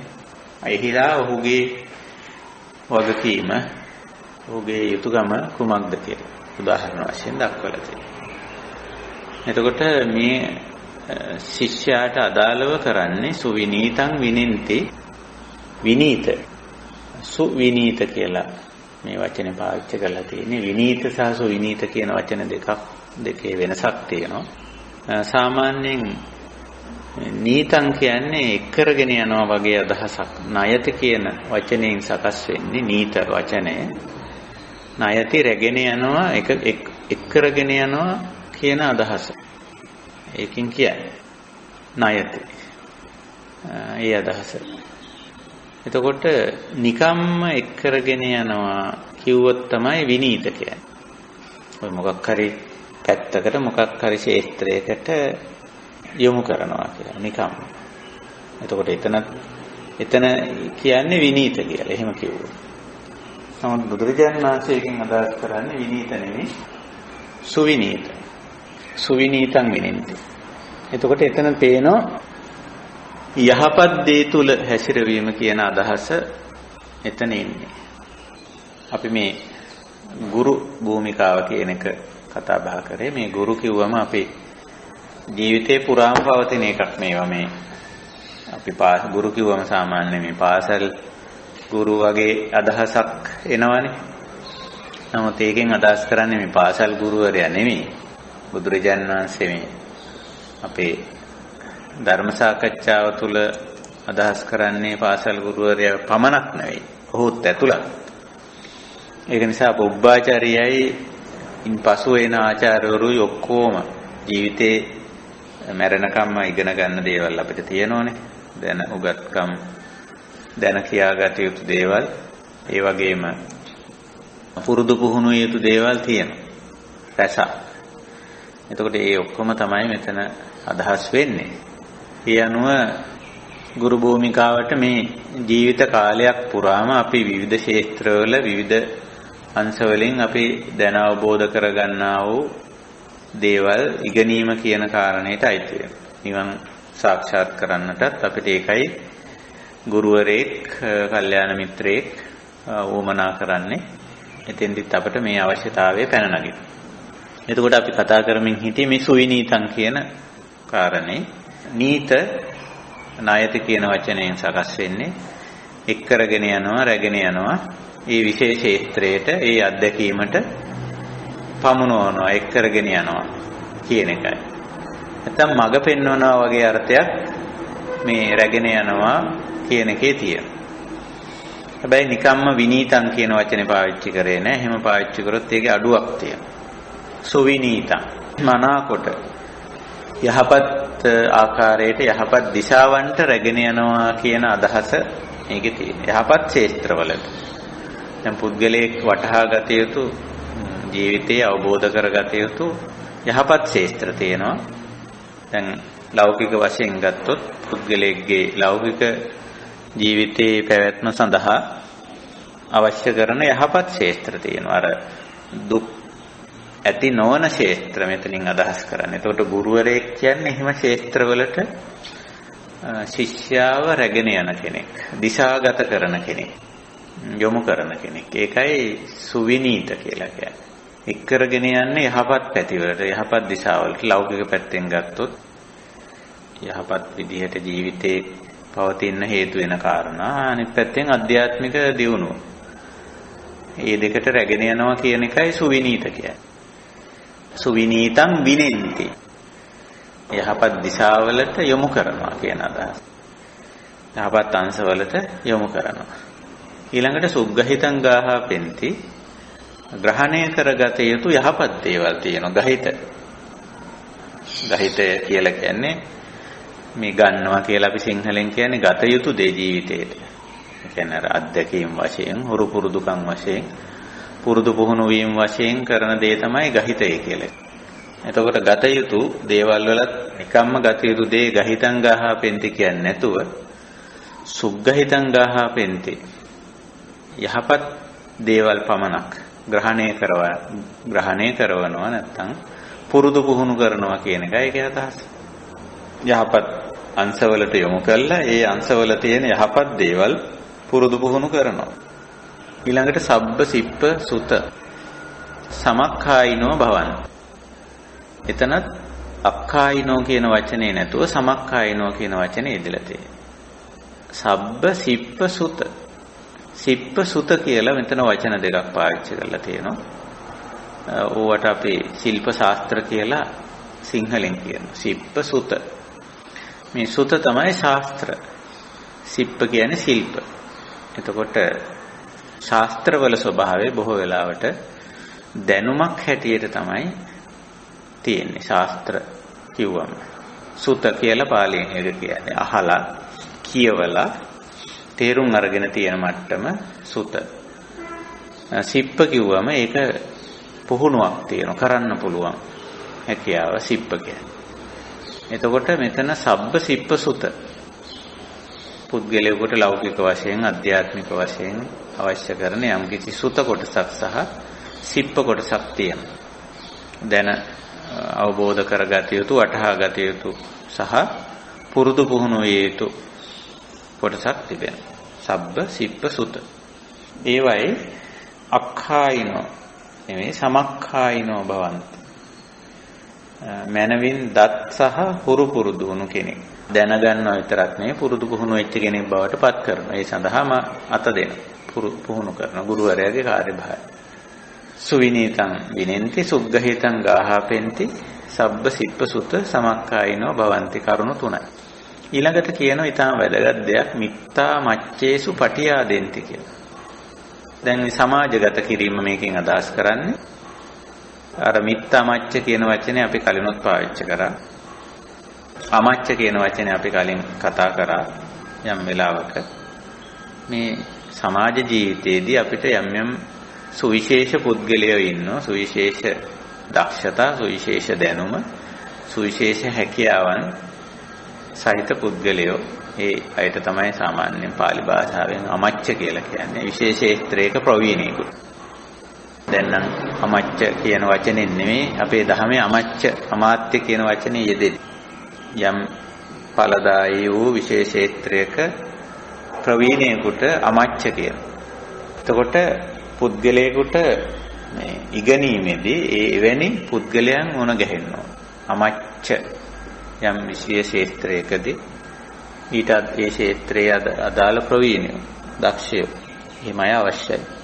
ඒ වගේම මිත්‍රත්වයෙන් කටයුතු කරන අය. නිකන් හානි කරන්නේ නැති, අයහපතට යොමු කරන්නේ නැති අය. එතකොට ගුරුවරයෙක්ගේ කාර්යයක් හැටියට පෙන්වන බුදුරජාණන් වහන්සේ මිත්තාමච්චේසු පටියාදෙන්ති කියලා. ඒ කියන්නේ එවැනි අයව හඳුන්වා දෙන්න ඕන. තාමත් ශිෂ්‍යයා නැත්නම් එම ක්ෂේත්‍රයේ පළපුරුදුකම් නැති, ඒ ක්ෂේත්‍රයේ ප්‍රවීණයන් නොදන්න, ඒ ක්ෂේත්‍රයේ මිතුරන් නොදන්න ශිෂ්‍යයාට ගුරුවරයාගේ යුතුයකම තමයි එම ක්ෂේත්‍රයේ ප්‍රවීණයන් සහ එම ක්ෂේත්‍රයේ අනුග්‍රාහකයන් මිත්ත කියලා කිව්වේ ඒක. උදව් කරන්නන් සහ ප්‍රවීණයන් හඳුන්වා දීම නැත්නම් ඒ අංශවලට යොමු කිරීම. එයා තමන් උගන්වලා විතරක් නතර වෙන්නේ නැහැ. මේකෙන් කියන්නේ තව ඉස්සරහට යන්න මග හරි ගස්සනවා කියන එකයි අදහස් කරන්නේ. ඊළඟට පස්වෙනි කාරණයක් හැටියට කියන දිසාසු පරිත්තානං කරොන්ති කියන. පරිත්තාන කියන වචනේ සාමාන්‍ය අදහස රැකවරණය කියන එකයි. සුරක්ෂණය කියන අදහස පරිත්තාන. පරිත්තානං කරොන්ති සුරක්ෂණය කරනවා, රැකවරණය ඇති කරනවා. මොනවයිද දිසාසු? විවිධ සමාජ ක්ෂේත්‍ර වලින් මේ පුද්ගලයාට නැත්නම් ශිෂ්‍යයාට අන්තේවාසිකට සිද්ධ වෙන්න පුළුවන් ගැටලු ප්‍රශ්න අවබෝධ කරලා දීලා ඒ ක්ෂේත්‍රවල රැකවරණය ඇති කරනවා. මේක ශිෂ්‍යයා තුළ ඇති කරන කුසලතාවයක් ඇත්තටම. දැන් අපි දන්නවා අම්මලා තාත්තලාත් ගුරුවරු මේ දෙගොල්ලම ආචාර්ය කියන ගණයට වැටෙන පුබ්බාචාර්යයි පසු ආචාර්ය දෙගොල්ලම අපිට අනතුරුදායක ක්ෂේත්‍ර, ගැටලුකාරී ක්ෂේත්‍ර හඳුන්වලා දීලා තියෙනවා. තෝරලා දීලා තියෙනවා. පෙන්නලා දීලා තියෙනවා. ඉතින් ඒ විදිහට පුළුවන්කම තියෙනවා ගුරුවරයාට ඒ විදිහට ශිෂ්‍යයාගේ ක්ෂේත්‍රය රැකවරණය කරලා තියෙන, ආරක්ෂා කරලා තියෙන. එතකොට දැන් බලන්න ගුරු භූමිකාව. අපි මේ විදිහට මේක කතා කරොත් ගුරුවරයාගේ කාර්යභාරය නැත්නම් ගුරු භූමිකාව කොයිතරම් නියුණු සැනසුණු ජීවිතයකට පුද්ගලයෙක්ගේ ජීවිතයක් ගොඩ නැගෙනකොට ආචාර්යගේ භූමිකාව නැත්නම් ගුරු භූමිකාව, මඟ පෙන්වන්නාගේ භූමිකාව, පුරුදු පුහුණු කරන්නන්ගේ භූමිකාව කොයිතරම් වැදගත් වෙනවද? ඉතින් මේ වගකීම මගහැරුණොත්, යාගේ යුතුයකම් කොටස මගහැරුණොත් කුමක්ද සිද්ධ වෙන්නේ? ඇත්තටම සමාජයට බිහි වෙන්නේ අවශ්‍ය සිප්ප සුත දෙකෙන් තොර පුද්ගලයෙක්. අවශ්‍ය දැනුම නැති, අවශ්‍ය පුහුණුව නැති. ඒ වගේම හරි දිශාවකට නොගිය, වැරදි දිශාවල් වලට ගිය, තමන්ටත් තමන් වශයෙන් ගත්තම තමන්ටත් අහිත පිණිස පවතින, සමාජයටත් අහිත පිණිස පවතින පුද්ගලයෙක් නිර්මාණය වේ. මේ ගුරු භූමිකාව නැත්නම් ගුරුවරයාගේ යුතුයකම, ගුරුවරයාගේ වගකීම හරියට ඉෂ්ට නොවුනම ඇති වෙන තත්ත්වය ඒක තමයි. ඔය කාරණේ බොහොම වැදගත්. නිවීම සැනසීම අපි මේ දේවල් ඇත්තටම අපි කතා කරන්නේ නිවන ඉලක්ක කරගෙන, අපි මේ ලෞකිකත්වයම ඉලක්ක කරගෙන කතා කරනවා නෙවෙයි. හැබැයි ලෞකික පැත්තේ නිවන කියන දේ ලෞකිකත්වයේ යහපත් කිරීම හරහා තමයි ලෞකිකත්වයේ ඉක්මවා යෑම නිවනක් අපි සාධනය කරන්නේ. ඉතින් පහුගිය සාකච්ඡාවේදී මම කතා කරා ඔය යුතුයකම් වගකීම් පිළිබඳ කාරණේදී අපි වැඩි ප්‍රමුඛතාවයක් දෙන්නේ ලෞකිකත්වයට නොවේ අධ්‍යාත්මික පැත්තට කියලා. ඉතින් මගෙන් ප්‍රශ්නයක් හැටියට අහුව කොහොමද මේ අපි මේ කතා කරගෙන යුතුයකම් වගකීම් කොහොමද මේ ඒව ලෞකික දේවල් නේද ඔය කතා කරන්නේ? ඒව කොහොමද අධ්‍යාත්මික පැත්තට බර කෙරෙන්නේ කියලා. වඩා ප්‍රමුඛතාව ගත කරන්නේ කොහොමද? ඉතින් දැන් මේ උදාහරණ වශයෙන් මේ ගුරුවරයාගේ ගුරු භූමිකාව ගත්තොත් එහෙම මෙතන පැහැදිලිවම කියනවා සුවිනීතං සුග්ගහිතං කියන වචන පාවිච්චි කරනවා. එතකොට ගුරුවරයෙක් කියලා කියන්නේ ඒ නිසාමයි ගුරුවරයෙක් දැනගන්න ඕනේ මේ ලෞකිකත්වයට බර ඒ පැත්තට ලෞකික පැත්තෙත් ඊටාම අයහපත් පැතිවලට යොමු කරන්නේ නැතුව ලෞකික පැත්තෙත් යහපත් අංශවලට යොමු කරන්නේ.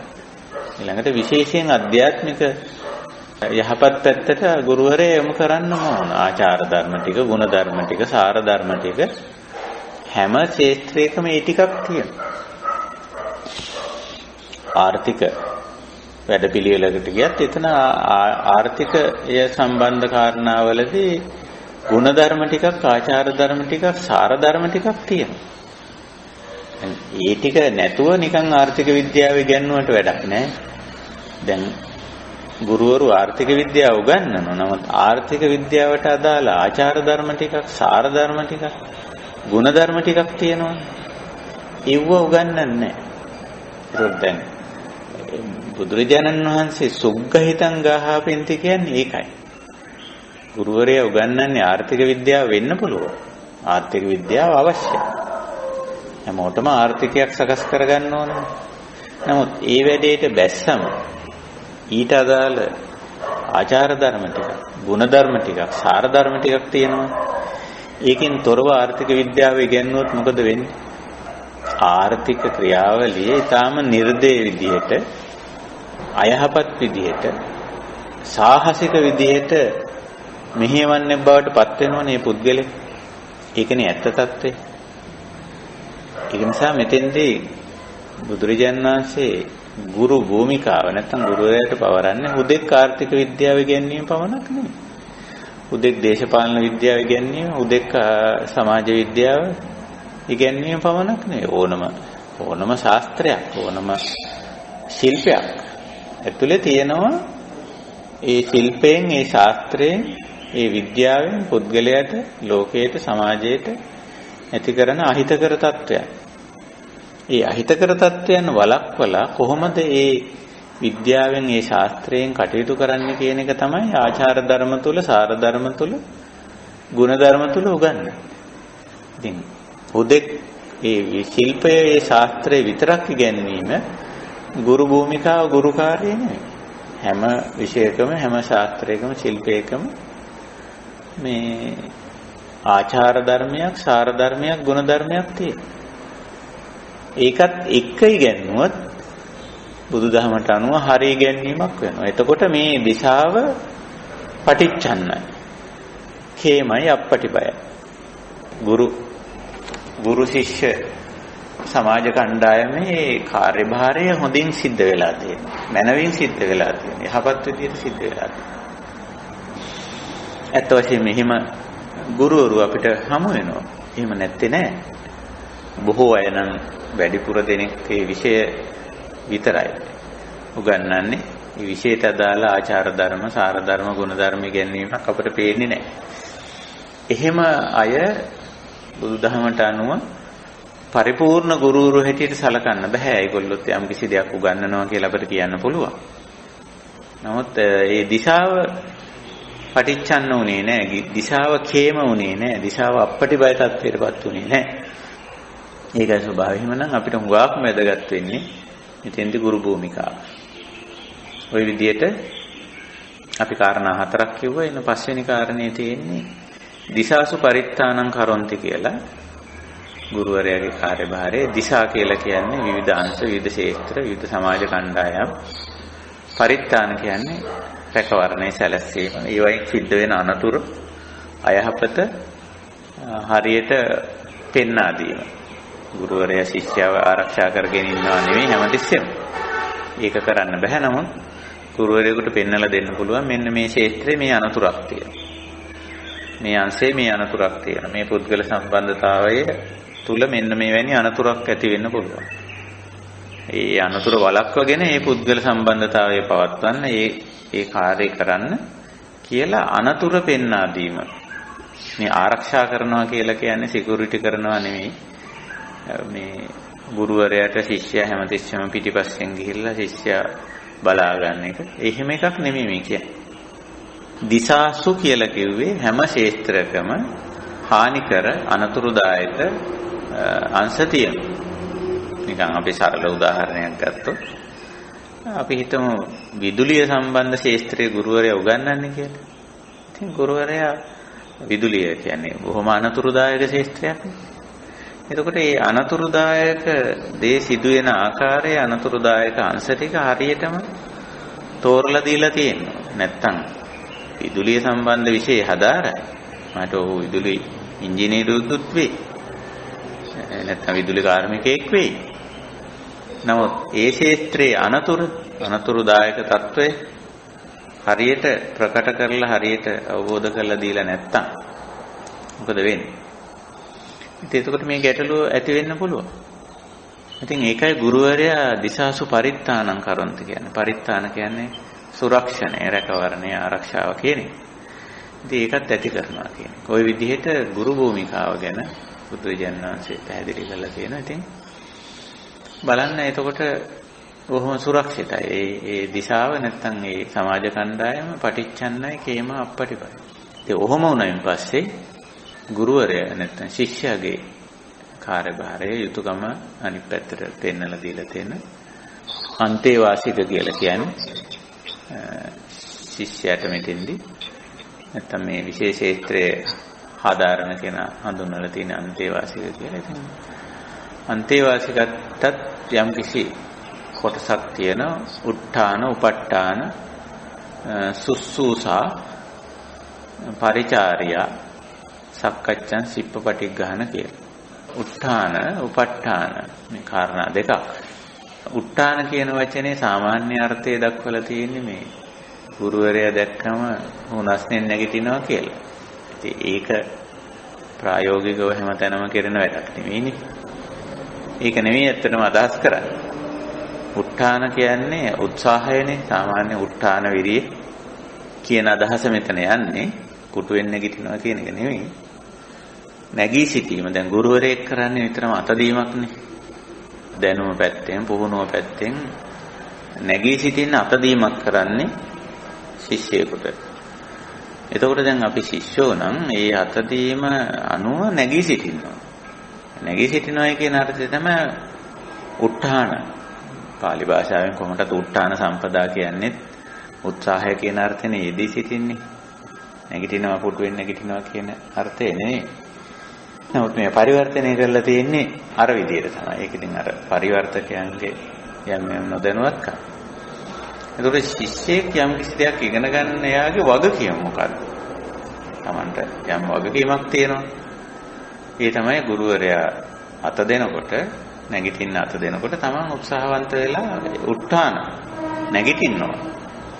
ඒ අත දීමෙන් ප්‍රයෝජනෙ ගන්න ඕන. ගුරුවරයා මඟ පෙන්වනවා, ගුරුවරයා පුහුණු කරනවා. ඒ අනුව ඉදිරියට යනවා කියන එක. එහෙම නොගියොත් ඒ ශිෂ්‍යයාගේ පැත්ත අඩාල වෙනවා. උත්හානේ නැත්තම්, උත්සාහය නැත්තම්, නැගී සිටීමක් නැත්තම්. ඒකයි ස්වභාවය. ඉතින් ඒක නිසා මේ පැත්ත එහෙම තියෙනවා. ඊළඟට උප ဋ ාණ. උප ဋ ාණ කියන වචනේ තියෙන හුඟක් වෙලාවට මේ සමීප භාවය කියන කාරණේ. උප ဋ ාණ. ඕක සාමාන්‍යයෙන් පරිවර්තනය කරලා තියෙන්නේ මේ ගුරුවරයාට වත් පිළිවෙත් කරනවා කියලා. උපස්ථාන කියලා සිංහලට අරන් තියෙන ටිකක් පටු අර්ථයෙන්නේ උපස්ථාන කරනවා කියවම එයාගේ වැඩ කටයුතු කරලා දෙනවා කියන එක අදහස් කරලා තියෙනවා. ඒක නෙමෙයි ඇත්තටම මේ ගුරුවරයාගේ වැඩ කටයුතු කරලා දීම සමහර වෙලාවට අවශ්‍ය වෙන්නේත් නැහැ. එහෙම උමනා කරන්නේත් නැහැ. නමුත් මේ ඉගෙනීම් ක්ෂේත්‍රයේදී විශේෂ හැදෑරීමේදී පුහුණුවේදී තාම සමීප සම්බන්ධතාවයක් ගුරුවරයා සමග තිබියේ. උප ဋ ාණ. ඒ කියන්නේ කරුණු සාකච්ඡා කිරීමක්, කරුණු විමසීමක්, බොහොම ළඟ ඇසුරක් අවශ්‍යයි කියන එකයි මේකෙන් අදහස් කරන්නේ. උප ဋ ාණ. සමීප ආශ්‍රයයක් තියෙනවා. දැන් අපි ඕනම දෙයකදී ගුරුවරයා අතහුරු කරනවා, හිතහුරු කරනවා. එහෙමනේ. ඒ සමීප ආශ්‍රය තියෙනවා. ඊළඟට සුස්සූසා. සුස්සූසා ලබතේ පඤ්ඤා. බුදුහාමුදුරන්ගේ දේශනා. ප්‍රඥාවන්ත වීමට අත්‍යවශ්‍ය දෙයක් හැටියට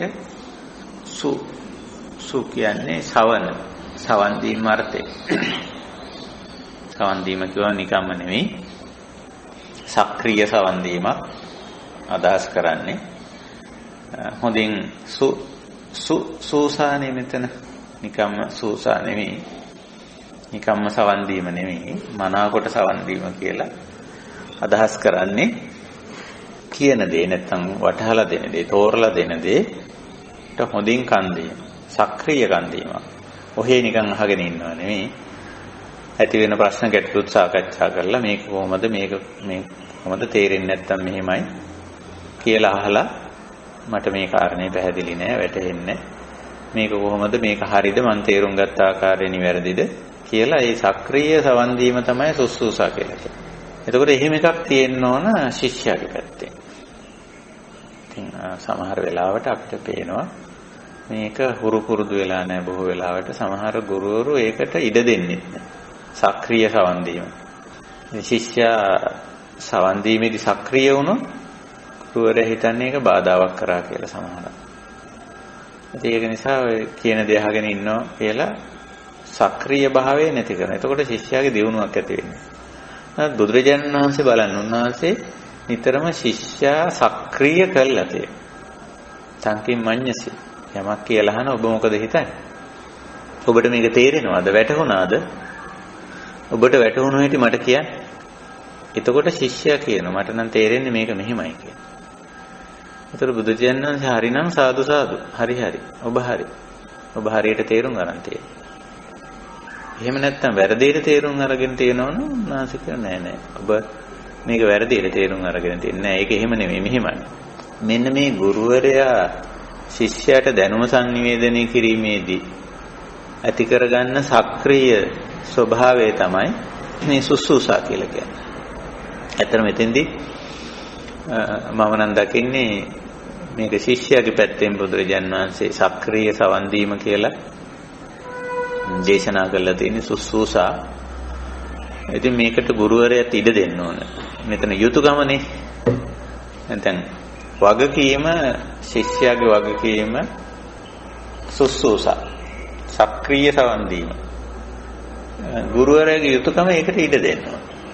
ශිෂ්‍යයෙක් ප්‍රශ්නයක් අහනකොට ඒකට පෙරලා හොඳින් ගුරුවරයාත් හොඳින් අහුම්කන් දීලා ශිෂ්‍යයාගේ තේරුම් ගැනීම හරිද වැරදිද ආදී වශයෙන් මේ සුස්සූසා කියන එක හුඟක් වෙලාවට අපේ සමාජයේ යම් වෙලාවකට අඩුපාඩුකම් තියෙන බව පේනවා. මට මේ අපේ සාකච්ඡාවට මේ එවලා තිබුණු යම් කිසි මේ අදහසක් මම මෙතෙන්දී ඉදිරිපත් කරන්න කැමතියි. මේ අපේ දැනටත් මේ සාකච්ඡාවේ ඉන්න කල්යාණ මිත්‍රයෙක් මෙන්න මේ වගේ අදහසක් එවලා තිබුණා. මම ඒක මෙතෙන්දී කියන්න කැමතියි. ස්වාමීන් වහන්සේ මේ දිනවල පැවැත්වෙන යථාභූත ඥාන දර්ශන සාකච්ඡා මාලාවේ සමාජ සම්බන්ධතා පිළිබඳ අදහස් දැක්වීමට අවසරයි. ධර්ම මාර්ගය යන අය සමග කතා කරන විට බොහෝ දෙනා අනිත් කෙනා කියන දෙයට සාවධානව ඇහුම්කන් නොදී එයා පාවිච්චි කරලා තියෙන්නේ මම පාවිච්චි කර වචනේ සක්‍රීය සවන් දීම කියලා. ඒ කල්යාණ මිත්‍රයා පාවිච්චි කරලා තියෙන ඇක්ටිව් ලිස්නින් කියලා. නැතුව ඒ කියන්නේ සක්‍රීයව සවන් දීම ඇහුම්කන් නොදී අතරමැදදී Tamanගේ මතය ප්‍රකාශ කිරීම හෝ උපදෙස් දීමට පටන් ගනී. අනිත් කෙනා කියන දේ සම්පූර්ණයෙන්ම තේරුම් නොගෙන එසේ අදහස් දැක්වීමෙන් කාලය නාස්ති වීම පමණක් සිදුවේ. එසේම අප ප්‍රතිචාර නොදක්වා ඇතිතතු නොදැන එකපාරටම ඉමෝෂනලි ඒ කියන්නේ හැඟීම් බරව ප්‍රතික්‍රියා කිරීම නිසා දෙපාර්ශවයටම කෙලෙස් ඇති හට ගැනීම සිදුවේ. මේක මේ සක්‍රීය සවන් දීමේදී ඉතාම වැදගත් අදහසක් මේ මට ලියලා එවලා තියෙන්නේ. ඒක නිසා මම මේක කියුවේ. තවදුරටත් කියන මෙහෙම එසේම මේ ප්‍රතිචාර දැක්වීමේදී ලැබෙන්නේ මම නම් මෙහිමයි ආදී වශයෙන් මම සහ මගේ ලෝකයේ ඉස්මතු වන පිළිතුරුයි. අන්තිමේදී ගැඹීර පිළිතුරක් දුන්නේ යයි සිතා Tamanම පිම්බේ. අසෘතවත් පුදුජනයන් නොවන අය සමග කතා කරන විට පහුගිය දින කීපයක මේ අද්දුටු වෙමි. මමත් මේ වැරද්ද මුලින් කළා. ඒ කියන්නේ මේ යෝගියත් ඒ තුලත් ඒක දැන් දැකලා තියෙන. දැන් නිවැරදි කරගනිමින් ඇක්ටිව් ලිස්නින් කෙනෙක් වීමට උත්සාහ කරමි. මෙවැනි අවස්ථාවලදී දෙපාර්ශ්වයේම ක්‍රියා කළ යුතු අන්දම ධර්ම විනයට අනුව පැහැදිලි කර දෙන මෙන් ඉතා ගෞරවයෙන් ඉල්ලා සිටිමි. ඉතින් හොඳ කාරණයක් අපේ ධම්ම සභාවට එකතු කරලා තියෙන හොඳ අදහසක් ඒක. ඉතින් ඇත්තටම ඔය සක්‍රීය සවන් දීම කියන එක අපි තුල තියෙන්න ඕන. ඉගෙන ගන්න කෙනෙක්. දැන් මෙතනත් බුදුරජාණන් වහන්සේ සුසුසා කියන කාරණේ දක්වලා තියෙන්නේ ශිෂ්‍යයාගේ පැත්තට. අපි ඉගෙන ගන්න කෙනෙක් නම් හොඳට සතිමත්ව සවන් දෙන්න ඕන. ඒ වගේම එතන ගැටලුව ඇති වෙන අවස්ථාවේ ඒක හොඳට ආපහු විමසලා අහලා කියලා ඒක සාකච්ඡා කරන්න. ඉතින් ඒක අවශ්‍යයි. මේ ශිෂ්‍ය භූමිකාවක් මේ කතා කරන්නේ. අපි තාම ශිෂ්‍යෝ. අපිටත් මේ යම් දේවල් තවමත් දැන කියා ගන්න දේවල් තියෙනවා. ඉතින් අපි සුසුසා වෙන්න ඕන. සක්‍රීය සවන් දෙන්න බවටපත් වෙන්න ඕන. විවෘත සවන් දෙන්නන් බවටපත් වෙන්න ඕන. ඉතින් ওই විදිහට බුදුරජාණන් වහන්සේ කාරණා පහක් කියන අපි තුනක් කතා කළා. උත්ථාන, උපට්ඨාන, සුසුසා. හතරවෙනි දක්වන්නේ පරිචාරියා. පරිචාරිය කියන එක ඔය ළඟ හැසිරෙනවා කියන අදහස තියෙන්නේ. සාමාන්‍යයෙන් ගුරුවරයා සමග විශේෂ ක්ෂේත්‍රයේදී ළඟ හැසිරීමක් තියෙන්න ඕන. පෞද්ගලිකව නෙමෙයි. එම විශේෂ දැනුම පුහුණුව ලබා ගන්නකොට බොහොම අත්දැකීම් ගන්න පුළුවන් සීමාවෙ ඉඳගෙන ගුරුවරයා සමග ඒ කටයුතු වල යෙදෙනවා කියන අර්ථය හුඟක් මෙහිදී අදහස් කරන්නේ. විශේෂයෙන් පුහුණුව පැත්තේදී තමයි මේ පරිචාරිය කියන කාරණේ හුඟක්ම අදහස් කරන්නේ. විශේෂයට අදාළ පුරුදු වීම, පුහුණු වීම ගුරුවරයා සමගම සිද්ධ කරනවා කියන අදහස. පරිචාරිය. පස්වෙනෝ කියන සක්කච්ඡන් සිප්ප පටිග්ගහන කියලා. මනවින් ශිල්ප ග්‍රහණය කර ගැනීම. ශාස්ත්‍ර කියන එකටත් වැඩිය සිප්ප කියන වචනේ පාවිච්චි කරලා තියෙන්නේ. පුරුද්ද පුහුණුව හොඳින් ලබා ගැනීම කියලා ওই විදිහට දක්වනවා. ඉතින් එහෙම කරොත් ශිෂ්‍යයාගේ පැත්තේ වගකීම් ටික හොඳින් ඉෂ්ට වෙනවා. ඉෂ්ට වුණොත් අර ගුරුවරයාගේ යුතුකම් ටික මනමින් ඉෂ්ට වුණා. ගුරු ශිෂ්‍යයාගේ වගකීම් ටිකත් ඉෂ්ට වුණා. මේ දෙදෙනාගේ යුතුකම් වගකීම් ටික මනමින් සිදු වුණාම ඕනම ක්ෂේත්‍රයක අපි හිතමු මේ ගුරු ශිෂ්‍ය සම්බන්ධය අපි දන්නේ මොන ක්ෂේත්‍ර වලින් යයිද කියලා. අපිට ඕක කොටස් දෙකකට බෙදන්න පුළුවන්. ලෞකික අංශයේ ගුරු ශිෂ්‍ය සම්බන්ධතා. ආධ්‍යාත්මික අංශයේ ගුරු ශිෂ්‍ය සම්බන්ධතා කියලා ඕනනම් අපිට ඕක තේරුම් ගැනීම සඳහා දෙකට කඩන්න පුළුවන්, කොටස් කරන්න පුළුවන්. අපිට ලෞකික අංශයේ ගුරුවරු අවශ්‍යයි. අපි ශිෂ්‍යයෝ හැටියට හිතුවොත් අපිට දැන කියා ගන්න, ඉගෙන කියා ගන්න, පුරුදු පුහුණු වෙන්න ගොඩක් දේවල් තියෙනවා. ඉතින් හැබැයි මම නිතරම මතක් කරනවා මේ ලෞකික අංශයට අපි ප්‍රමුඛතාවයේ නොදී යුතුයි කියලා. කලින් සාකච්ඡාවෙත් මම ඔක මතු කරපුවාම ප්‍රශ්නයකුත් ඇහුවා. ඇයි මේකට ප්‍රමුඛතාවය නොදෙන්නේ? ඇයි වැඩි බරක් මේ පැත්තට නොතබන්නේ කියලා. මොකද අපි කතා කරන්නේ ලෞකික පැත්තේ වැඩක් නෙමෙයි මේ ධර්ම සාකච්ඡාවේදී අපි කතා කරගෙන යන්නේ ආධ්‍යාත්මික දියුණුවට අදාළ පැත්ත කතා කරන්නේ. ඉතින් අපි ලෞකික පැත්තට ලෞකික වශයෙන් ලෞකික අංශය කියලා කිව්වේ මේ ලෝකයට අයිති කියන අදහස. මේ ලෝකේ ජීවත් වෙනකොට අපිට යම් යම් අවශ්‍යතා ටිකක් තියෙනවා. ඒක අපි නැහැ කියන්න බෑනේ. බුදුවරයෙක් ගත්තත් ලෞකික අවශ්‍යතා ටිකක් තියෙනවා. ඒ බුදුවරයාට ඉන්න තැනක් තියෙනවා. ඉඩක් නේ. ඉඩටනේ ඉඩම කියන්නේ. ඉතින් බුදුවරයාටත් ඉඩක් ඕන, ඉඩමක් ඕන කොතන ගියත්. පොඩි ඉඩක් තියෙන්නේ බෑ නේ. ඉතින් ඒ තැනත්තාට කෑම ටිකක් ඕන. ජීවිතේ පවත්වාගෙන යන්න කෑම බීම ටිකක් ඕන. අඳින්න වස්ත්‍රයක් ඕන. සමහර විට අවුවෙන් වැස්සෙන් පින්නේ බේරිලා ඉන්න මේ සේනාසනයක්, ආවාසයක්, නවාතැනක්, හෝම් එකක් ඕනනේ. එහෙමනම් මේ ලෞකික මේ ලෝකයට අයිති ලෞකික පැවැත්මට අදාළ දේවල් ටිකක් බුදුවරයාටත් අවශ්‍යයි. එහෙනම් ඉතින් අනිත් අයටත් එහෙනම් අවශ්‍යයිනේ. නමුත් මේ ලෞකිකත්වයට අපි නැඹුරු වෙන්නේ නැහැ, ගොඩක් බර වෙන්නේ නැහැ.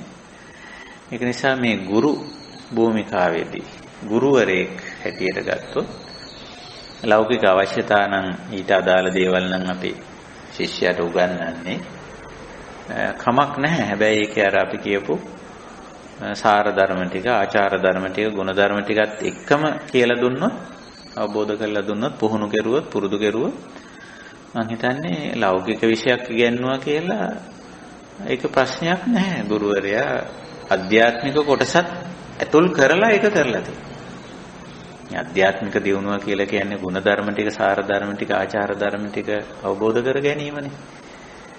තවත් පැහැදිලිව කිව්වොත් පවට අකුසලයට හේතු වෙන දේ මනමින් අවබෝධ කරගෙන ඒකෙන් බැහැර වීම, පිනට කුසලයට හේතු වෙන දේ මනමින් අවබෝධ කරගෙන එහි යෙදීම.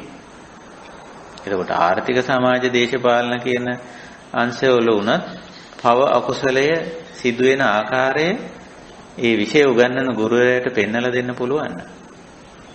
හරිම වටිනවා. එහෙම තමයි ඒක කෙරෙන්නත් ඕන. ආර්ථික විද්‍යාව විතරක් උගන්වලා, දේශපාලන විද්‍යාව විතරක් උගන්වලා ඒ කාර්ය කරනවට වැඩිය දේශපාලන විද්‍යාව උගන්වන ගුරුවරයාට පෙන්වලා දෙන්න පුළුවන් නම් දේශපාලනය තුළ සිදුවෙන අයහපත, වැරැද්ද, දෝෂය ඒක මගහරවා ගන්න ආකාරය දේශපාලනය උගන්වනකොට මේක උගන්වන්න පුළුවන් නම් කොච්චර වටිනවද? එතකොට අර අධ්‍යාත්මික කොටස උගන්වලා ගුරුවරයා. එහෙම උගන්වන්න දක්ෂ ගුරුවරු බොහොම අඩුයි. එහෙම ඇවිල්ලා නැහැ. අධ්‍යාත්මික දියුණුව කියන කාරණේ ඇවිල්ලා තියෙන ගොඩක් පස්සේ.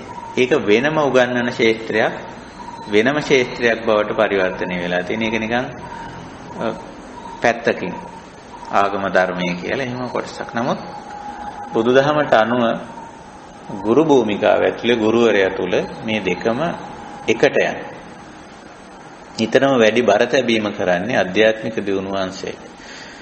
ලෞකික පැවැත්මට අවශ්‍ය විෂය උගන්වන එක ඇත්ත. නමුත් ගුරුවරයා මේ වැඩි බර තැබීමක්, වැඩි නැඹුරුවක් අධ්‍යාත්මිකත්වයට තියෙනවා. ඊළඟට වෙනමම බුදුදහමේ ලෞකිකත්වයේ ඉක්මවා ගිහිල්ලා නිවන සාක්ෂාත් කිරීමට අදාළ යම් කාරණා ටිකක් උගන්වනවා. ඒක ඊටම විශේෂ වෙච්ච, සුවිශේෂ වෙච්ච දෙයක්.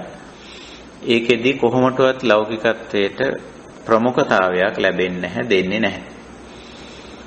අර ජීවිත පැවැත්ම සඳහා විතරක් ලෞකික දේවල් ටිකක් ගැන කතා කරන එක ඇත්ත. සිව්පසයක් ගැන අපි කතා කරනවානේ. නමුත් අර විදිහයි. ඉතින් ඔය අපි කතා කළේ අද ගුරුවරයාගේ ගුරු ශිෂ්‍ය කියන මේ දිශාව. මේක ඇත්ත තත්වයක්, මේක ඇති තතුවක්. මේ ලෝකේ ඉපදුණු කාටත් අපි කවුරුත් එක්තරා නෙවෙයි, හැමදාමත් සමහර ක්ෂේත්‍රවල ශිෂ්‍යෝ. ලෝකේ වෙනස් වෙනකොට, ලෝකය අලුත් වෙනකොට, අලුත් විශේෂ ක්ෂේත්‍රයන් පැන නගිනකොට මිනිස්යන්ට සිද්ධ වෙනවා ඒක ඉගෙන ගන්න. ඒ පිළිබඳ යම් කිසි දැනුමක්, යම් පුහුණුවක් ඇති කරගන්න වෙනවා. ඒ විතරක් නෙමෙයි, ඉතින් ඒව උගන්වන්නත් වෙනවා පැවැත්ම සඳහා. එතකොට මේ ගුරු ශිෂ්‍ය භූමිකාව ජීවිතේ පූර්වාචාරයෙන් පටන් ගන්න. පුබ්බාචාරය කියන අම්මතාත්ත දෙන්න. ඒගොල්ලන්ගෙන් පටන්ගෙන මැරෙනකම්ම මේ ගුරු ශිෂ්‍ය භූමිකාව තුල අපි ඉන්නවා. පන්දා ඉඳලා මැරෙනකම්ම සමහර වෙලාවකට අපි ශිෂ්‍යෝ, සමහර වෙලාවකට අපි ගුරුවරු. ඉතින් මේ ශේස්ත්‍රය නැත්නම් මේ දිශා කියන වචනේ සිංහලවල සූත්‍රයේදී පැහැදිලි කරන්නේ දිශාව කේම අපපටි බය පරිත්‍ථාන තත්වයට පත් කරගන්න පුළුවන් බුදුරජාන් වහන්සේ දේශනා කරන ආකාරය අනුව කටයුතු කරනවා. අපි ඔය කාරණේ තමයි සාකච්ඡා කළේ අද. ඉතින් අපි මේ කතා කරන ශේත්‍ර අපි දිගටම ටිකක් මේවා කතා බහ කරන්න බලාපොරොත්තු වෙනවා.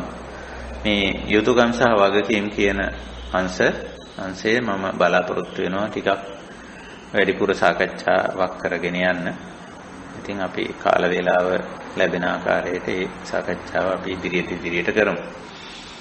හොඳයි, එතකොට මම ධර්ම සාකච්ඡාවේ මූලික මගේ කරුණු පැහැදිලි කරන කොටස මම මෙතකින් නිමා කරලා වෙනදා වගේම අපි මේ ධම් සභාවේ ඉන්න අපේ කල්යාණ මිත්‍රයන්ට ඊට අවකාශ සලසනවා.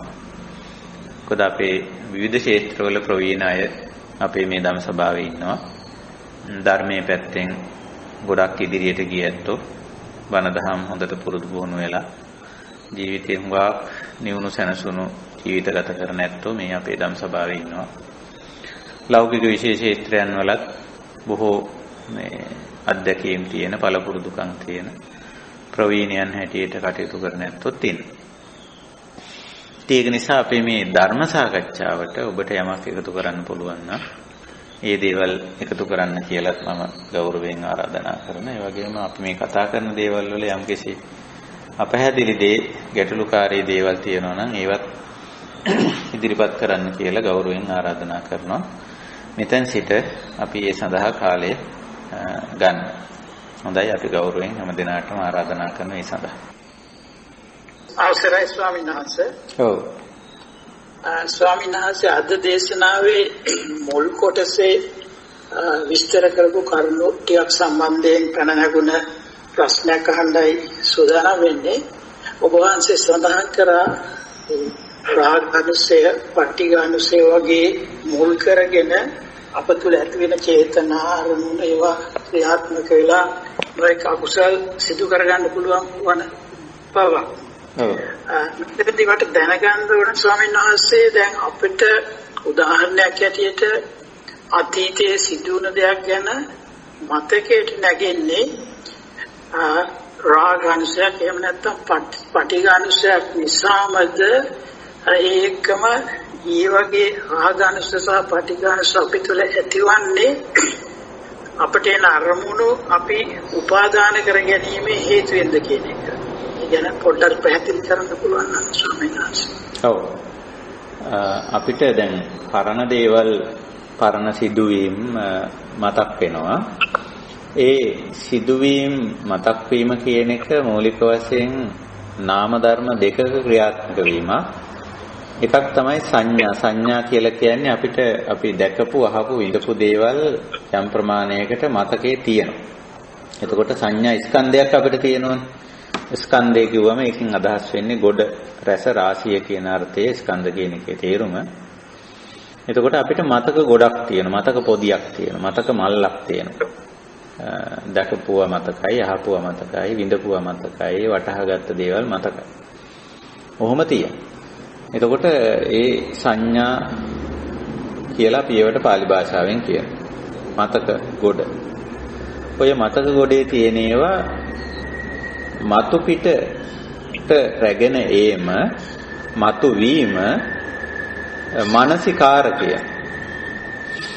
මානසිකාර උඩට මතුවලා එනවා විටින් විට විවිධ හේතු නිසා ඒක මතුවෙනවා. සමහර වෙලාවට ඊට සමාන දෙයක් දැක්කම, ඊට සමාන කෙනෙක් දැක්කම, ඊට සමාන සිදුවීමක් සිද්ධ වුණාම අර පරණ එක මතක් වෙනවා. මෙහෙමත් දෙයක් වුණා නේද, මෙහෙම කිව්වා නේද, අහවලත් මෙහෙම කරා නේද, අහවලත් මෙහෙම කිව්වා නේද ආදී වශයෙන් කියලා ඊට සමාන දෙයක් ඇහුවම දැක්කම වින්දම තරක මතුවෙනවා. එහෙම නැත්නම් මානසිකාරයේ ස්වභාවයක් තියෙනවා පිටින් අරමුණු ගන්න නැති අවස්ථාවක. ඒ කියන්නේ ඇහෙන් රූපයක් නොබලන, කනින් ශබ්දයක් නාහන, නාසයෙන් දිවෙන් කයෙන් ගඳක් රසක් පහසක් නොවිඳින අවස්ථාවක ඇතුලෙන් සංඥාවක් එයාගේ අවශ්‍යතාවය සඳහා ඇදලා ගන්න ගතියක් මානසිකාරයේ තියෙනවා. සාමාන්‍ය මානසිකාරයේ ඇහැ කන නාසය දිව කය කියන මේ පහ වැඩ කරනවා නම් ඇතුලේ ඒවා අදින ස්වરૂපය අඩුයි. පිටින් එන අරමුණටම හිත යොමු කරගෙන නැත්නම් ඒකම මෙනෙහි කර කර ඉන්නවා. දැන් රූපයක් බලමින් ඉන්නවා නම් දිගටම ඒ රූපයම දිහා තමයි බැලෙන්නේ. ඇතුලෙන් යමක් මතු කරන්නේ නැහැ ලොකුවට. හැබැයි රූප, ශබ්ද, ගන්ධ, රස, ස්පර්ශ කියන බාහිර අරමුණු එන්නේ නැති අවස්ථාවල මානසිකාරයේ ලක්ෂණයක් තියෙනවා. මෙනෙහි වෙනවා කියලා. ඔය නිකන් ඉන්නකොට අපි කියන්නේ එක එකව මතක් වෙනවා කියලා. ඒ කියන්නේ ඒක තමයි. එතකොට ඔය ස්වභාවයේ තියෙන. එතකොට දැන් මතක් වීම මානසිකාරය කියන්නේ කොහොමයි සිද්ධ වෙන්නේ? දැන් මහත්යාගේ ප්‍රශ්නය වෙන්නේ මේ මතක් වෙන දේවල් වල තියෙන මේ ඇතැම් ගති ලක්ෂණ. සමහර දේවල් මතක් වුණාම දැනුත් තරහයි නම්, දැනුත් මේ රාග ගතිය තියෙනවා නම් එතන අනුසය, අර සංඥාවේ සංඥා අනුසයකුත් තියෙනවා. සංඥාවේ ගෑවිලා තියෙනවා. ඒ සිද්ධිය විතරක් නෙවෙයි පොඩි තරහකුත් ගෑවිලා තියෙනවා. ඒ සිද්ධිය මතක තිබීම සංඥාවක්. ඒක ස්වභාවික දෙයක්. සංඥා ස්කන්ධයට අයිති දෙයක්. නමුත් මතක් වෙනකොට දැනුත් නිකන් අපහසුතාවයක් වගේ දැනෙනවා නම්, පොඩි අකමැති ගතියක්, තරහ ගතියක්, ද්වේෂ ගතියක් එනවනම් මේ දැනුත් මතක් වෙනකොට එහෙනම් එතන සංඥා අනුසය තියෙනවා. රාගානුස, ද්වේෂ මේ පටිඝානුසය තියෙන එතන. දැනුත් මතක් වෙනකොට ඒකට හුඟක් නිකන් හිත මේ ඇදීලා යනවනම් රාගානුසය තියෙනවා. එතකොට අපිට බලා ගන්න පුළුවන් මේ යමක් මතුවීම නැත්තම් මානසිකාර වීම, මතක් වීම ක්ලේශයක් නෙමෙයි. ඒක ස්වභාව ධර්මයට ස්වභාවික දෙයක්. සංඥා ස්කන්ධයක් තියෙන විට ඒ සංඥා මතුවලා එනවා.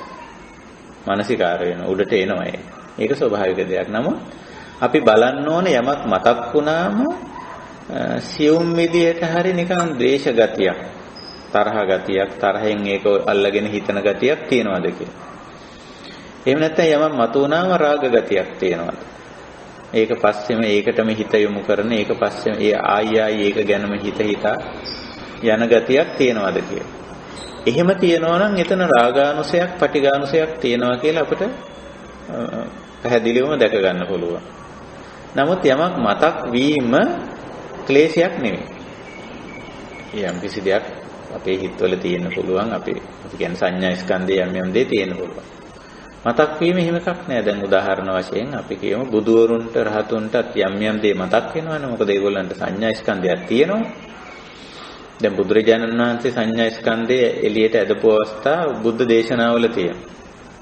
උන්වහන්සේගේ පරණ ජීවිතවල සිදුවීම්, සිද්ධාර්ථ කාලේ, ගෙදර ඉන්න කාලේ, තමන්ගේ පිරිසත් එක්ක රජමාලිගාවල ඉන්න කාලේ, භාර්යාවත් එක්ක ඉඳපු කාලේ, ඒවා පිළිබඳ සංඥා ඔක්කොම තියෙනවා. ඒවා නැවත මානසිකාර වෙලා ඒවා ඉදිරිපත් කරපු අවස්ථාවක් තියෙනවා. දැන් සූත්‍ර දේශනාවල කෙලින්ම තමන්ගේ ගෘහ ජීවිතයේ, තමන් ගත කරපු ජීවිතේ කරපු කියපු දේවල් ඒවා දේශනා වෙලා තියෙනවා. ඊට පස්සේ අබිනිෂ්ක්‍රමණයෙන් පස්සේ අවුරුදු 6ක් තිස්සේ කරපු කියපු දේවල් ඔක්කොම මතක තියෙනවා. ඒවා කෙලින්ම පසු බුද්ධ දේශනාවල දේශනා වෙලා තියෙනවා. කියවිලා තියෙනවා. ඒ මොකද මේ සංඥා ස්කන්ධයක් තියෙන බුදුවරයට. හැබැයි ඒව මතුවෙනකොට කවුරුවත් එක්ක රාග ගතිය. දැන් යසෝදරාව මතක් කරලා තියෙනෝනේ අනන්ත වාරයක් බුද්ධ දේශනාවල. ඒතර යසෝදරාව අමතකද? බුදුරජාණන් බුදු වුණා කියලා යසෝදරාව අමතක වෙනවද? නෑ මතකයි. නමුත් යසෝදරාව මතක් වීමේදී තමන්ගේ රාජ්‍යය, තමන්ගේ මාලිගා, ඉඳපු මාලිගා, හිටපු සේවකකාරක ආදී මතක් වෙන්නේ රාගානුසයක් නැහැ. එහෙම දෙයක් සිද්ධියක් වුණා, එහෙම දෙයක් තිබුණා, එහෙම කෙනෙක් හිටියා මා සමග, මට එහෙම දේවල් තිබ්බා කියන එක මතක්. එහෙම නැත්නම් පටිඝානුසයට හේතු වෙන දේවල් ඕනතරම් පස්සේ මතක් කරලා තියෙන. එහෙම දේවල් සිද්ධාර්ථ කාලෙත්, එහෙම නැත්නම් අබිනිෂ්ක්‍රමණය කරලා ඒ කාලෙත් සිද්ධ වෙලා තියෙනවා. ගැටුම් සාගත දේවල්, ගැටීමට හේතු වෙන දේවල්. ඒවා මතකයේ තිබුණා. නමුත් ඒවා මතක් කරා කියලා පටිඝානුසයක් නැහැ. තරහක් නැහැ. මොකද අර ගැඹුරු ප්‍රඥාවට ගිහිල්ලා ඒක උපේක්ෂාවෙන් දකින්න පුළුවන්. දැන් අපිට දැනට වුණත් අපිට මතක් වෙනවා නම් පැරණි දේවල්, එතෙන්දී අපි බලන්න ඕන රාගානුසයක් තියෙනවද, පටිඝානුසයක් තියෙනවද කියලා. තියෙනවා නම් අපි අර ඒක ධර්මතාවයක් හැටියට දැකලා උපේක්ෂා වෙන්න ඕනේ. එතකොට සංඥාව තියෙයි, රාගානුසය කැපිලා යනවා. සංඥාව තියෙනවා, ඊට අදාළ පටිඝානුසය කැපිලා යනවා. සංඥාව තියෙනවා, අවිද්‍යානුසය කැපිලා යනවා. දැන් අපි කරන්නේ සංඥාව අයින් කරන එක නෙමෙයි. සංඥාව අයින් වෙන්නේ සංඥා ස්කන්ධය යම් දවසක නැති වෙනවද? මරණයේදී තමයි සංඥා ස්කන්ධය බිඳ වැටෙන්නේ. ස්කන්ධ පහම බිඳ වැටෙන්නේ මරණයේදී. එතකොට මේ සංඥා අනුසයක් තියෙනවා. සංඥාවට සම්බන්ධ වෙලා තියෙන යම්කිසි, ඒක කියන්නේ අපි ඇත්තටම ওই අනුසයට හොඳ වචනේ ඉමෝෂන් කියන එක, හැඟීමක් කියන එක. අර මතකයත් එක්ක පොඩි හැඟීම් බර ගතියකුත් තියෙනවා. ඒ හැඟීම් බර ගතිය තමයි අර රාග ගතිය, අර දේශ ගතිය, අර මෝහ ගතිය, මෝහන ගතිය. ඉතින් අර මේ විද්‍යාව නැත්තම් ප්‍රඥාව පහළ වෙන්න ප්‍රඥාව දියුණු වෙන්න සාමාන්‍යයෙන් අපි පඤ්ඤා, අභිඥා, පරිඥා කියලා පියවර 3ක් අපි කතා කරලා තියෙනවනේ. ඒ පියවර ඉදිරියට යන්න අර සංඥාවේ තියෙන අර හැඟීම් බර ගතිය අයින් වෙලා යනවා. යමක් මතක් වුණාට එතන අර ලොකු හැඟීම් බර ගතියක් එන්නේ අර රාගානුසයක්, පටිඝානුසයක් එන්නේ. ඉතින් අපිට පුළුවන්කම තියෙන ඒකේ තියෙන අර හැඟීම් බර ගතිය අනුසය ධර්මයේ සෝදලා හරින්න, නිරෝධ කරන්න පුළුවන්කම තියෙන. ඊට පස්සේ යමක් මතක් වුණා කියලා ප්‍රශ්නයක් නැහැ. ඒ මතක් කරගන්නත් පුළුවන්, මතක් කරලා තව කෙනෙකුට කියන්නත් පුළුවන්. ඒ මතක් වුණා කියලාවත් කිසිම ගැටලුවක් නැහැ. ඒක නිසා මේ සංඥාව හුදු සංඥාව ක්ලේශයක් නෙමෙයි. හැබැයි සංඥා අනුසයක් තියෙනවා. සංඥාවත් එක්ක සංඥාවේ ගෑවිලා තියෙන කිසියම් ආකාරයක හැඟීම් බර ගතියක් තියෙනවා. අන්න ඒක තමයි මේ ක්ලේශය කියලා කියන්නේ. අපිට ඒක අයින් කරන්න පුළුවන්. ඒක තමයි ස්වාමීන් වහන්සේ කොට අර තියු අකුසල ටික අඩු කරනවා කියන්නේ ස්වාමීන් වහන්සේ විස්තර කරපු ආකාරය. ඔව්. අපි ඒක ප්‍රඥාවෙන් දැකලා, ඒ කියන්නේ ඒ මගේ මේ හැඟීම් බර ගතිය මේ මට අහිත පිණිස පවතිනවා, තව කෙනෙකුට අහිත පිණිස පවතිනවා කියන එක දැක්කම හොඳට අවබෝධ වුණාම ඒ හැඟීම් බර ගතිය අයින් වෙලා යනවා. එතකොට සංඥාව තිබුණාට සංඥා අනුසය නැහැ. බුදුරජාණන් වහන්සේ සංඥා අනුසය කියන වචනයම පාවිච්චි කරලා තියෙනවා. මහත්ය කියන එක හරි. ටික ටික මේ කෙලෙස් දුරු වෙනවා කියන්නේ අන්නේ සංඥාව අයින් වෙනවා කියන එක නෙමෙයි. ඔතෙන්දි මම තව කාරණයක් මතක් කරන්න ඕන. දැන් බුද්ධ පූර්ව යුගයේ දැන් සිද්ධාර්ථ මේ පරිේශණය කරන අවස්ථාවේ සිද්ධාර්ථට හමු වෙච්ච මේ ශ්‍රමණවරු කලේ සංඥාව අයින් කරන්න උත්සාහ කරන එක. ওই සංඥා වේදිත නිරෝධය ඒගොල්ලන්ගේ එකක්. මේ බුදුහාමුදුරන්ගේ එකක් නෙමෙයි. ඒගොල්ලෝ උත්සාහ කරා මේ සංඥා වේදනා දෙක කපලා අරින්න. මොකද මේ ඒගොල්ලන්ට තේරුනේ නැහැ සංඥාවේ වේදනාවේ නෙවෙයි ප්‍රශ්නේ තියෙන්නේ, අනුසය ධර්මයේ ප්‍රශ්නේ තියෙන කියන එක ඒගොල්ලන්ට තේරුනේ නැහැ. ඒක සිද්ධාර්ථ දැක්කා. සිද්ධාර්ථ දැක්කා මේ සංඥාව අයින් කරාට වේදනාව අයින් කරාට සංඥාවේ වේදනාවේ නෙවෙයි ප්‍රශ්නේ තියෙන්නේ, අනුසය ධර්මයේ. අර සංඥාවත් එක්ක තියෙන හැඟීම් බර ගතිය. හැඟීම් බර කියන්නේ එක්ක ද්වේෂ සහගත, එක්ක රාග සහගත, එක්ක මෝහ සහගත ගතිය තමයි දෝෂයේ තියෙන්නේ කියලා. ඊට පස්සේ සිද්ධාර්ථ හොයාගත්ත ඒක දුරු කරන ක්‍රමය.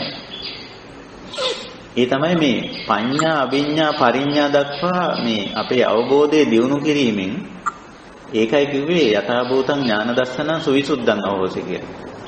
මම මේක යථා ස්වභාවය දැක්කම මගේ මේ අර අනුසය ධර්ම පිරිසිදු වුණා. අනුසය ධර්මයේ අයින් වුණා කියලා උන්වහන්සේ දේශනා කරේ ඒකයි. ඉතින් අපිට පුළුවන් ඕක කරන්න. අපිට සංඥා තියෙන්න පුළුවන්. ඒක ප්‍රශ්නයක් නෑ. අපේ සංඥා ස්කන්ධේ ඉතින් මරණකම් තියෙනවනේ. සමහර වෙලාවට සංඥා ගෙවිලත් යනවා. ඒවා නැත්තර නැති අමතකවත් වෙලා යනවා. අපි කියන්නේ අමතක වෙනවා කියලා. නමුත් අමතක කරන්න උත්සාහ කරන්න ඕනෙත් නැහැ. විශේෂයෙන් මතක් කරන්න උත්සාහ කරන්න ඕනෙත් නැහැ. මතක තියෙයි. සංඥා තියෙයි. අපි බලන්න ඕනේ යමක් මතක් වුණාම අර නිකන් අනුසය ධර්මයේ ගෑවිලා තියෙනවද කියලා. තියෙනෝ නම් ඒක ධර්මානුකූලව හිතලා ඒ දෙයට උපේක්ෂා වෙලා ඒ හැඟීම් බර ගතිය අපි අයින් කරනවා. ඒක තමයි ක්ලේශය අයින් කරනවා කියලා කියන්නේ. ඒතකොට ස්වාමීන් වහන්සේ මේ දැන් අපි ස්කන්ධ වශයෙන් ගොඩ ගහගෙන ඉන්නවා කිව්වට ඒවා කොහෙවත් මේ ගබඩා කරලා තියෙන්නේ මේ අර අංශය වශයෙන් තියෙන නිසා එක් මොහොතක ඒවා හේතු සකස්ව අපිට මතක් වෙනවා. ඒක දෙයක්ද? ඔව්. ඊට අදාළව මේ හේතු යෙදුනම මේක මානසිකාර වෙලා මතුවෙලා එනවා. ඉතින් ඔතන රූපස්කන්ධය ගත්තොත් නම් එක්තරා ප්‍රමාණයකට ඉතින් දැන් රූපස්කන්ධය තියෙනවා. ඒක අපිට මේ නැහැ කියන්න බෑ. ඒක තියෙනවා. නාමස්කන්ධ ගත්තොත් නාමස්කන්ධ පහම වගේ තියෙන්නේ සංඥා පැත්තේ තියෙන්නේ. මේ සංඥා ස්කන්ධය ඇතුලේ. වේදනාව තියෙන්නේත් මතකයක් හැටියට. හඳුනා ගැනීම මතකයක් හැටියට. විඳීමත් එහෙමයි. වේදනා සංඥා චේතනා ඒව ඔක්කොම එහෙමයි. චේතනාව නම් එහෙම චේතනා ස්කන්ධයක් පෙන්වන්නේ නැහැනේ. සංකාර ස්කන්ධයක් පෙන්වන්නේ. එතකොට මේවා ඔක්කොම තියෙන්නේ ඇත්තටම මානසිකාර සම්භවා සබ්බේ ධම්මා. බුදුහාමුදුරන්ගේ දේශනාවක් තියෙන තමයිට ඔබ අහලා ඇති. සබ්බේ ධම්මා මේ සියලු නාම ධර්ම මානසිකාර සම්භවා. මේ මෙනෙහි කිරීමත් එක්ක මතුවලා එන දෙයක් හැටියට. සංඥා ස්කන්ධේ තමයි මේවා තැම්පත් වෙලා තියෙන්නේ. මේ මෙනෙහි කිරීමත් එක්ක තමයි ඒක මතුවලා එන්නේ. ඒකයි ස්වභාවය.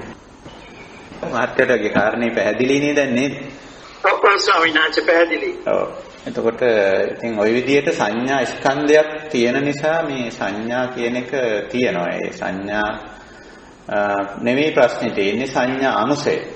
දැන් ඔය ගැටලුවත් එක්ක තමයි වර්තමානයේ මම ඇහිලා තියෙන සමහර අයට මේ රහතන් වහන්සේලාට පංචස්කන්ධයක් නැහැ කියලා සමහර අය කියන ඔතන ඔය වැරදි තේරුම් ගැනීම තමයි තියෙන්නේ. සංඥා තියෙනවා නම් සංඥා අනුසය නැහැ.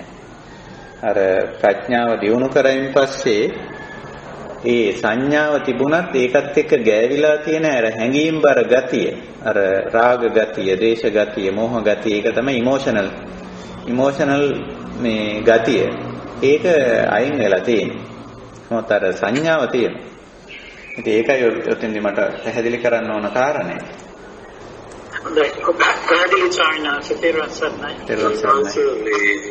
මේ මම හිතන්නේ අද වෙලාවක් නැති වෙන්න පුළුවන්. නමුත් ඉදිරි අවස්ථාවකදී මේ අපිට පාඩම් දෙන්න පුළුවන් නම් හොඳයි. මේ දැන් මේ සංඥාව කියන එක අපිට මේ ජීවිතයේ දේවල් වල දේවල් මතක තියෙනවා. නමුත් ඔය අපේ ආත්මවල දේවල් අපිට අපේ මතකේ කොහෙත් නැහැ. ඒ වගේ එකතු වෙච්ච සංඥාවත් මේ සංඥා ස්කන්ධය කියන එකට අයිති වෙනවද කියන එක ප්‍රශ්නයක්. අනිත් ප්‍රශ්නය තමයි මේ කර්මය සහ ඒකේ විපාකය කියන එක.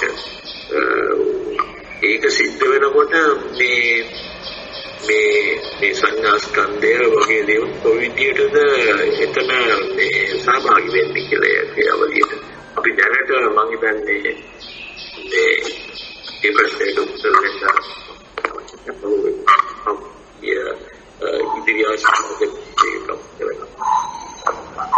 අපි පොඩි වෙලාවක් මේ සඳහා අපිට ගත හැකි කෙටි වෙලාවක් අපි මේ අපේ කල්‍යාණ මිත්‍රව රැඳී සිටිනවා නම් ඉතින් සංඥා ස්කන්ධය ඇත්තටම වර්තමාන ධර්මතාවයක් හැටියට තමයි බුදුදහමේ උගන්වන්නේ.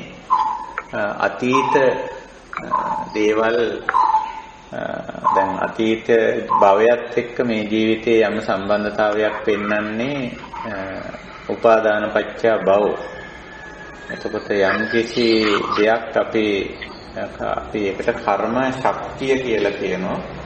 අපි යමක් කරපුවාම ඒ තුලින් ගොඩනැගෙන කිසියම් ආකාරයක දැනුමක්, පුහුණුවක්, හැකියාවක්, දක්ෂකමක් කියලා දෙයක්. යම් කිසි කර්මයක් කරපුවාම ඒ ක්‍රියාව, කර්ම කියන්නේ යම් ක්‍රියාවක්නේ.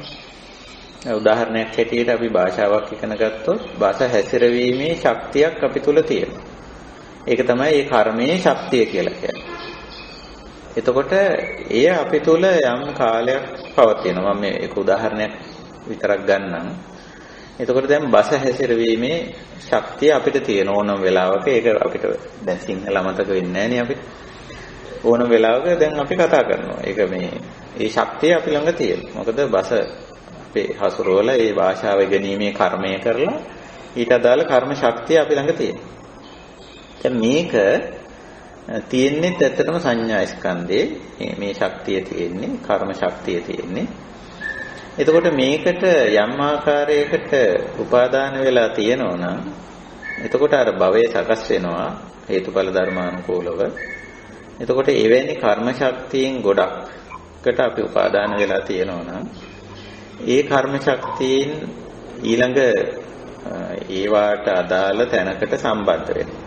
සම්බන්ධ වුණාම එතන ඒවා ක්‍රියාත්මක වෙන්න ඉඩක් සැකසීලා තියෙනවා. දැන් ඒ අනුව කිව්වොත් මම මේ තේරුම් ගත්ත විදිහට සිංහල කතා කරපු සිංහල භාෂාවේ ප්‍රවීණතාවයක් සහිත කෙනෙක් ඒ බස ඒ කර්ම ශක්තිය උපාදාන කරගෙන හිටියොත් එයා නැවත මිනිසෙක් හැටියට ඉපදුනාම සිංහල කතා බහ කරන වටපිටාවක ඉපදුනොත් ඉතා ඉක්මනින් ඔහුට ඒ බස හසුරුවා ගැනීමේ හැකියාව තියෙනවා. දැන් ඔය පහුගිය කාලෙක කවුරුත් දකින්නේ නැති මේ කුඩා ළමයි සමහර විෂයන් පිළිබඳ හරි ප්‍රවීණතාවයක් පෙන්නනවා. ඊටාම ඒගොල්ලෝ ඉස්කෝලේ ගිහිල්ලවත් ඒ විෂය ප්‍රවීණයෙක්ගෙන් මේ ඉගෙනගෙනවත් එහෙම නැති වුණාට පොඩ්ඩක් එහෙන් මෙහෙන් ඇහෙනකොට පේනකොටම ඒගොල්ලෝ පුදුම විදිහට එම විෂය පිළිබඳ ප්‍රවීණත්වයක් පෙන්නනවා. එතකොට දැන් අපිට හිතෙනවා කොහොමද මේක වුනේ මේ ජීවිතේදී මේ පොඩි දරුවට අපි මේ විෂය ඉගෙනුවෙත් නැහැ. තාරකා විද්‍යාව හරි මොකක් හරි අපි කියමු යම්කිසි භාෂාවක් මම දැක්කා ඒක දරුවෙක් ඒවා ගැන පුදුම විදිහට නිවැරදි කාරණා කියනවා. ඒ වෙනත් භාෂාවක් සිංහල රටේ ඉපදුනාට හින්දි භාෂාව කවුරුවත් උගන්වලා නැහැ. හරි අපූර්වවට කතා කරනවා. එතකොට දැන් මේවයින් පේන්නේ උපාදාන පත්‍ය භව.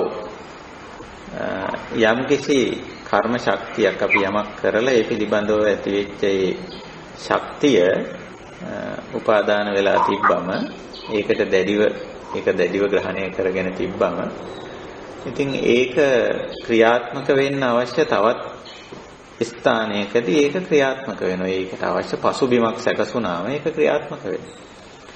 භවපත්‍ය ජාති ආදී වශයෙන් යන්නේ ඒක. ඉතින් පසුගිය ජීවිතයකින් මේ ජීවිතයට එන්නේ ඒ කර්ම ශක්තිය උපාදාන කරගෙන තිබුණා. හැබැයි ඒවා කිසියම් ආකාරයක මතුවෙන්න නම් මෙහෙදී ඊට අදාළ සංඥාවක් එන්න ඕන. දැන් අර දරුවට යම් ප්‍රමාණයකට කොහෙන් හරි හින්දි භාෂ ඇහිලා තියෙනවා. වුණාම එයාට අර ඇතුලේ තිබුණු අර ශක්තිය මතුවෙලා දැන් බොහොම ඉක්මනින් ඒක හසුරවන්න පුළුවන්. තාරකා විද්‍යාව පිළිබඳ මොනවා හරි සෙල්ලම් බඩුවක් හරි මොනවා හරි දෙයක් හරි කියලා අහලා දැකලා චූටි හරි උත්තේජකයක් ආවම මේක මතුවේ. ඒකයි මේකේ ස්වභාවය. ඉතින් පරණ ජීවිතයත් එක්ක අතීත ජීවිතයත් එක්ක මේ ජීවිතයේ සම්බන්ධය ඕක ඉතින් අපිට කුතුහලයක්. අපි ඕක හොයන්න උත්සාහ කරනවා. ඔහොම දෙයක් දැක්කම ඕක හරියට අපි ප්‍රචාරණය කරනවා. එහෙම දෙයක් අපිට කියන්න පුළුවන්. මොකද උපාදාන පත්‍ය භවෝ කියලා මේ යම්කිසි ලින්ක් එකක් කනෙක්ෂන් එකක් පෙන්නනවා පටිච්චසමුප්පාදයේ තුල. එතකොට ඒ උපාදාන පත්‍ය භවෝක තමයි එකම ලින්ක් එක. ජීවිත දෙකක් අතර සම්බන්ධ වෙන්නේ. ඉතින් ඔය මේ ජීවිතෙන් අර ජීවිතයට ගෙනියනවා කියන්නේ කර්ම අපි කරන කර්ම අපි අරන් යනවා. ඊළඟ ජීවිතේදී අපි ඒවා විඳිනවා කියලා ඔය ඔක්කොම කියන්නේ ওই ලින්ක් එකෙන් තමයි සම්බන්ධ වෙන්නේ. උපාදාන පත්‍ය භව. උපාදාන කෙරුවොත් තණ්හාමාන දිට්ඨි වශයෙන් මේක ඇල්ලුවොත් ඊළඟ එකට මේක සම්බන්ධයක් පෙන්වනවා. ඉතින් එතෙන්දී අවශ්‍ය අර පෝරපස් තේතමනේ ලැබුණම බීජේ පැලවෙන්න වගේ එතන ඒ අවශ්‍ය පසුබිම අනුව එතන කර්මය සකස් වෙනවා. ඒ කියන්නේ කර්ම ශක්තිය ක්‍රියාත්මක වෙනවා එතන. ඒකයි සිද්ධ වෙන්නේ. ඉතින් ඕක තමයි අපේ ඔය භව දෙකක් අතර සම්බන්ධය. ඉතින් ඕවා ටිකක් එක පැත්තකින් නිවන් සාක්ෂාත් කරන නිවන් මාර්ගයේදී අපි වැඩි කතා නොකරන ක්ෂේත්‍රව. මොකද ඒ පැත්තට ගියයින් පස්සේ අපි අපිට මේ වර්තමානයේ කරන්න තියෙන දේ හුඟක් මගහැරෙන ගතියක් තියෙනවා. ඒ නිසා ඔය පටිච්ච සමුප්පාද ධර්මතාවය වුණත් බුදුරජාණන් වහන්සේ වර්තමානීය වශයෙන් දේශනා කරලා තියෙන්නේ මේ ජීවිතේදීම දැනගත යුතු දැකගත යුතු දෙයක් හැටියට. ඉතින් අපි මේ ජීවිතේදී සංඥා ටික අඳුන ගන්න උත්සාහ කරමු. දැන් අර කලින් මහත්තයාගේ ප්‍රශ්නෙට මම මේක පොඩ්ඩක් සම්බන්ධ කරන්න කැමතියි. ඔය මහත්තයාගේ ප්‍රශ්නේ මේ ජීවිතේ අපිට තියෙන සංඥා ටික අපි හොඳින් අඳුනගමු. මොනවාද මේ මගේ මතකයේ තියෙන්නේ, මොනවාද මට මතක් වෙන්නේ? ඒ මතක් වෙන දේවල් එක්ක සංඥා අනුසයන් තියෙනවද? කිසියම් රාග ගතියක්, දේශ ගතියක්, මෝහ ගතියක් ඒව මතක් වෙනකොට තියෙනවද? කියලා බලලා ඒක සුද්ධ කරන්න අපි උත්සාහ කරමු. මම හිතන්නේ නිවන් මාර්ගට අදාළව අපි මේක කතා කරොත් වඩා යෝග්‍ය වෙන්නේ ඒ පැත්ත කියලා. ඒ උත්සාහය දරමු. ඉතින් මම දැනට ඔය ප්‍රශ්නේ ඔය විදිහට මගේ උත්තරේ මම ඔය විදිහට නතර කරන්න කැමතියි. තෙරුවන් සරණයි.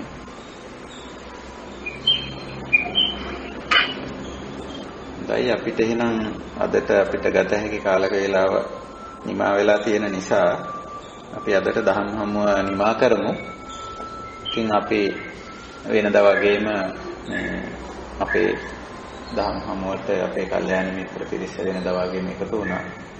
ඉතින් අපි බලාපොරොත්තු වෙනවා හෙට නෙවෙයි අනිද්දා නැවතත් අපේ දහම් හමුවට එකතු වෙන්න.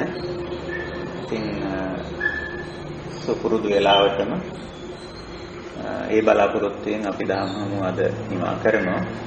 වෙනදා වගේම මේ උතුම් අවස්ථාවට සම්බන්ධ වුණු කල්යාණ මිත්‍ර පිරිසට අපි අපේ කල්යාණ මිත්‍රත්වයේ පළ කරන්න කැමැතියි. ධම් සභාවට එකතු වීමෙන් උදහස් ඉදිරිපත් කිරීමෙන් සාකච්ඡාව ඉදිරියට ගෙනියන්න අවශ්‍ය කරුණු මතු කිරීමෙන් දහම් හමුව සාරවත් කරා.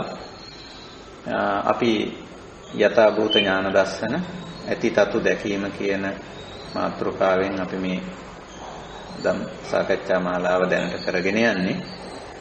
ඉතින් අපි දැනට මේ යුතුයකම් සහ වගකීම් කියන ඇත්ත తত্ত্বය අපි කතා බහ කරමින් යනවා. ඒවා තුළ යුතුයකම් සහ වගකීම් නිසි විදියට ඉටු නොවීම තුළ ලෞකිකත්වයේ ඇතුළේ ඇති වෙන ප්‍රශ්න ගැටලු ආධ්‍යාත්මික පරිහානියන් තමයි අපි මේ මතු කරලා ගන්න උත්සාහ කරන්නේ. ඉතින් ඒවා විවිධ සමාජ කණ්ඩායම් හරහා සිද්ධ වෙන දේවල් හැටියට බුදු පියාණන් වහන්සේ පෙන්වා දීලා තිබෙනවා. ඒ සඳහා සාධක සූත්‍රයක් අපි දීඝනිකාය පාටික වර්ගයේ සිංහාල සූත්‍රය අපි මේ දිනවල සාධක සූත්‍රයක් හැටියට මතු කරගෙන ඒ ඔස්සේ අපි සාකච්ඡා මාලාව ඉදිරියට පවත්වාගෙන යනවා. ඉතින් හොඳයි අදත් අපි සිද්ධ කළේ ඒ කාර්යයමයි. එහෙමනම් අපි අද සාකච්ඡාව මෙතකින් නිමා කරනවා. ඉතින් අපි මේ යුතුයකම් වගකීම් කොහොමද නිවන් මාර්ගට සම්බන්ධ වෙන්නේ, දායක වෙන්නේ, සාධක වෙන්නේ කියන එක ටිකක් ගැඹුරින් හිතලා බලමු. එතෙන්දී අපි හුඟක් ලෞකික පැත්තට බර වෙන්න කැමති නෑ. මොකද අපි මේ කතා කරන්නේ ලෞකික මඟ ගැන නෙමෙයි, ආර්ථික සමාජ දේශපාලන වැඩපිළිවෙල ඉස්සරහට ගන්න කතාවක් නෙමෙයි අපි යන්නේ. ආධ්‍යාත්මික දියුණුව ඉදිරියට ගන්න අවශ්‍ය කරන පසුබිම මේ සකස් කරගන්නේ අපි සාකච්ඡා කරන්නේ. ඒක නිසා ආධ්‍යාත්මික පැත්තට බර වෙලා මේ අවිද්‍යාව තණ්හා දුරු කරන පැත්තට අකුසල සංඥා අකුසල චේතනා අයෝනිසෝ මනසිකාර බැහැර කරගන්න පැත්තට මේවා අපි වැඩිපුර නැඹුරු කරගෙන යමු. එතකොට අපිට මේ සාකච්ඡාව නිවනටම උපකාරයක් වෙනවා. ඉතින් අද සාකච්ඡාවත් හැම දිනාටම නිර්වාණ ධර්මයේ සාක්ෂාත් කිරීම පිණිසම උපකාරී වේවා, උපනිශ්‍රේ වේවා, හේතු වාසනා වේවා කියන තුම් අදිෂ්ඨානයෙන් අදත් දහම් හමුව නිමා කරනවා. හැම දිනාටම තෙරුවන් සරණයි.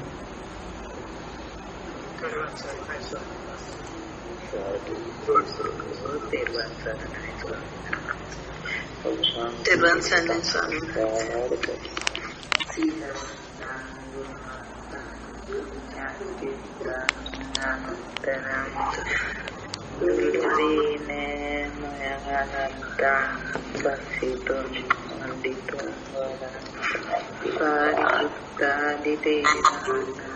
ආගතං පටිපාටියා සත්තා සීල දයාවස්සං බුද්ධ කුසලං සාදු සාදු සාදු ඔබ වහන්සේගේ දෙපා නමස්කාර වේවා. තෙරුවන් සරණයි. සුවපත් වේවා. සාදු සාදු සාදු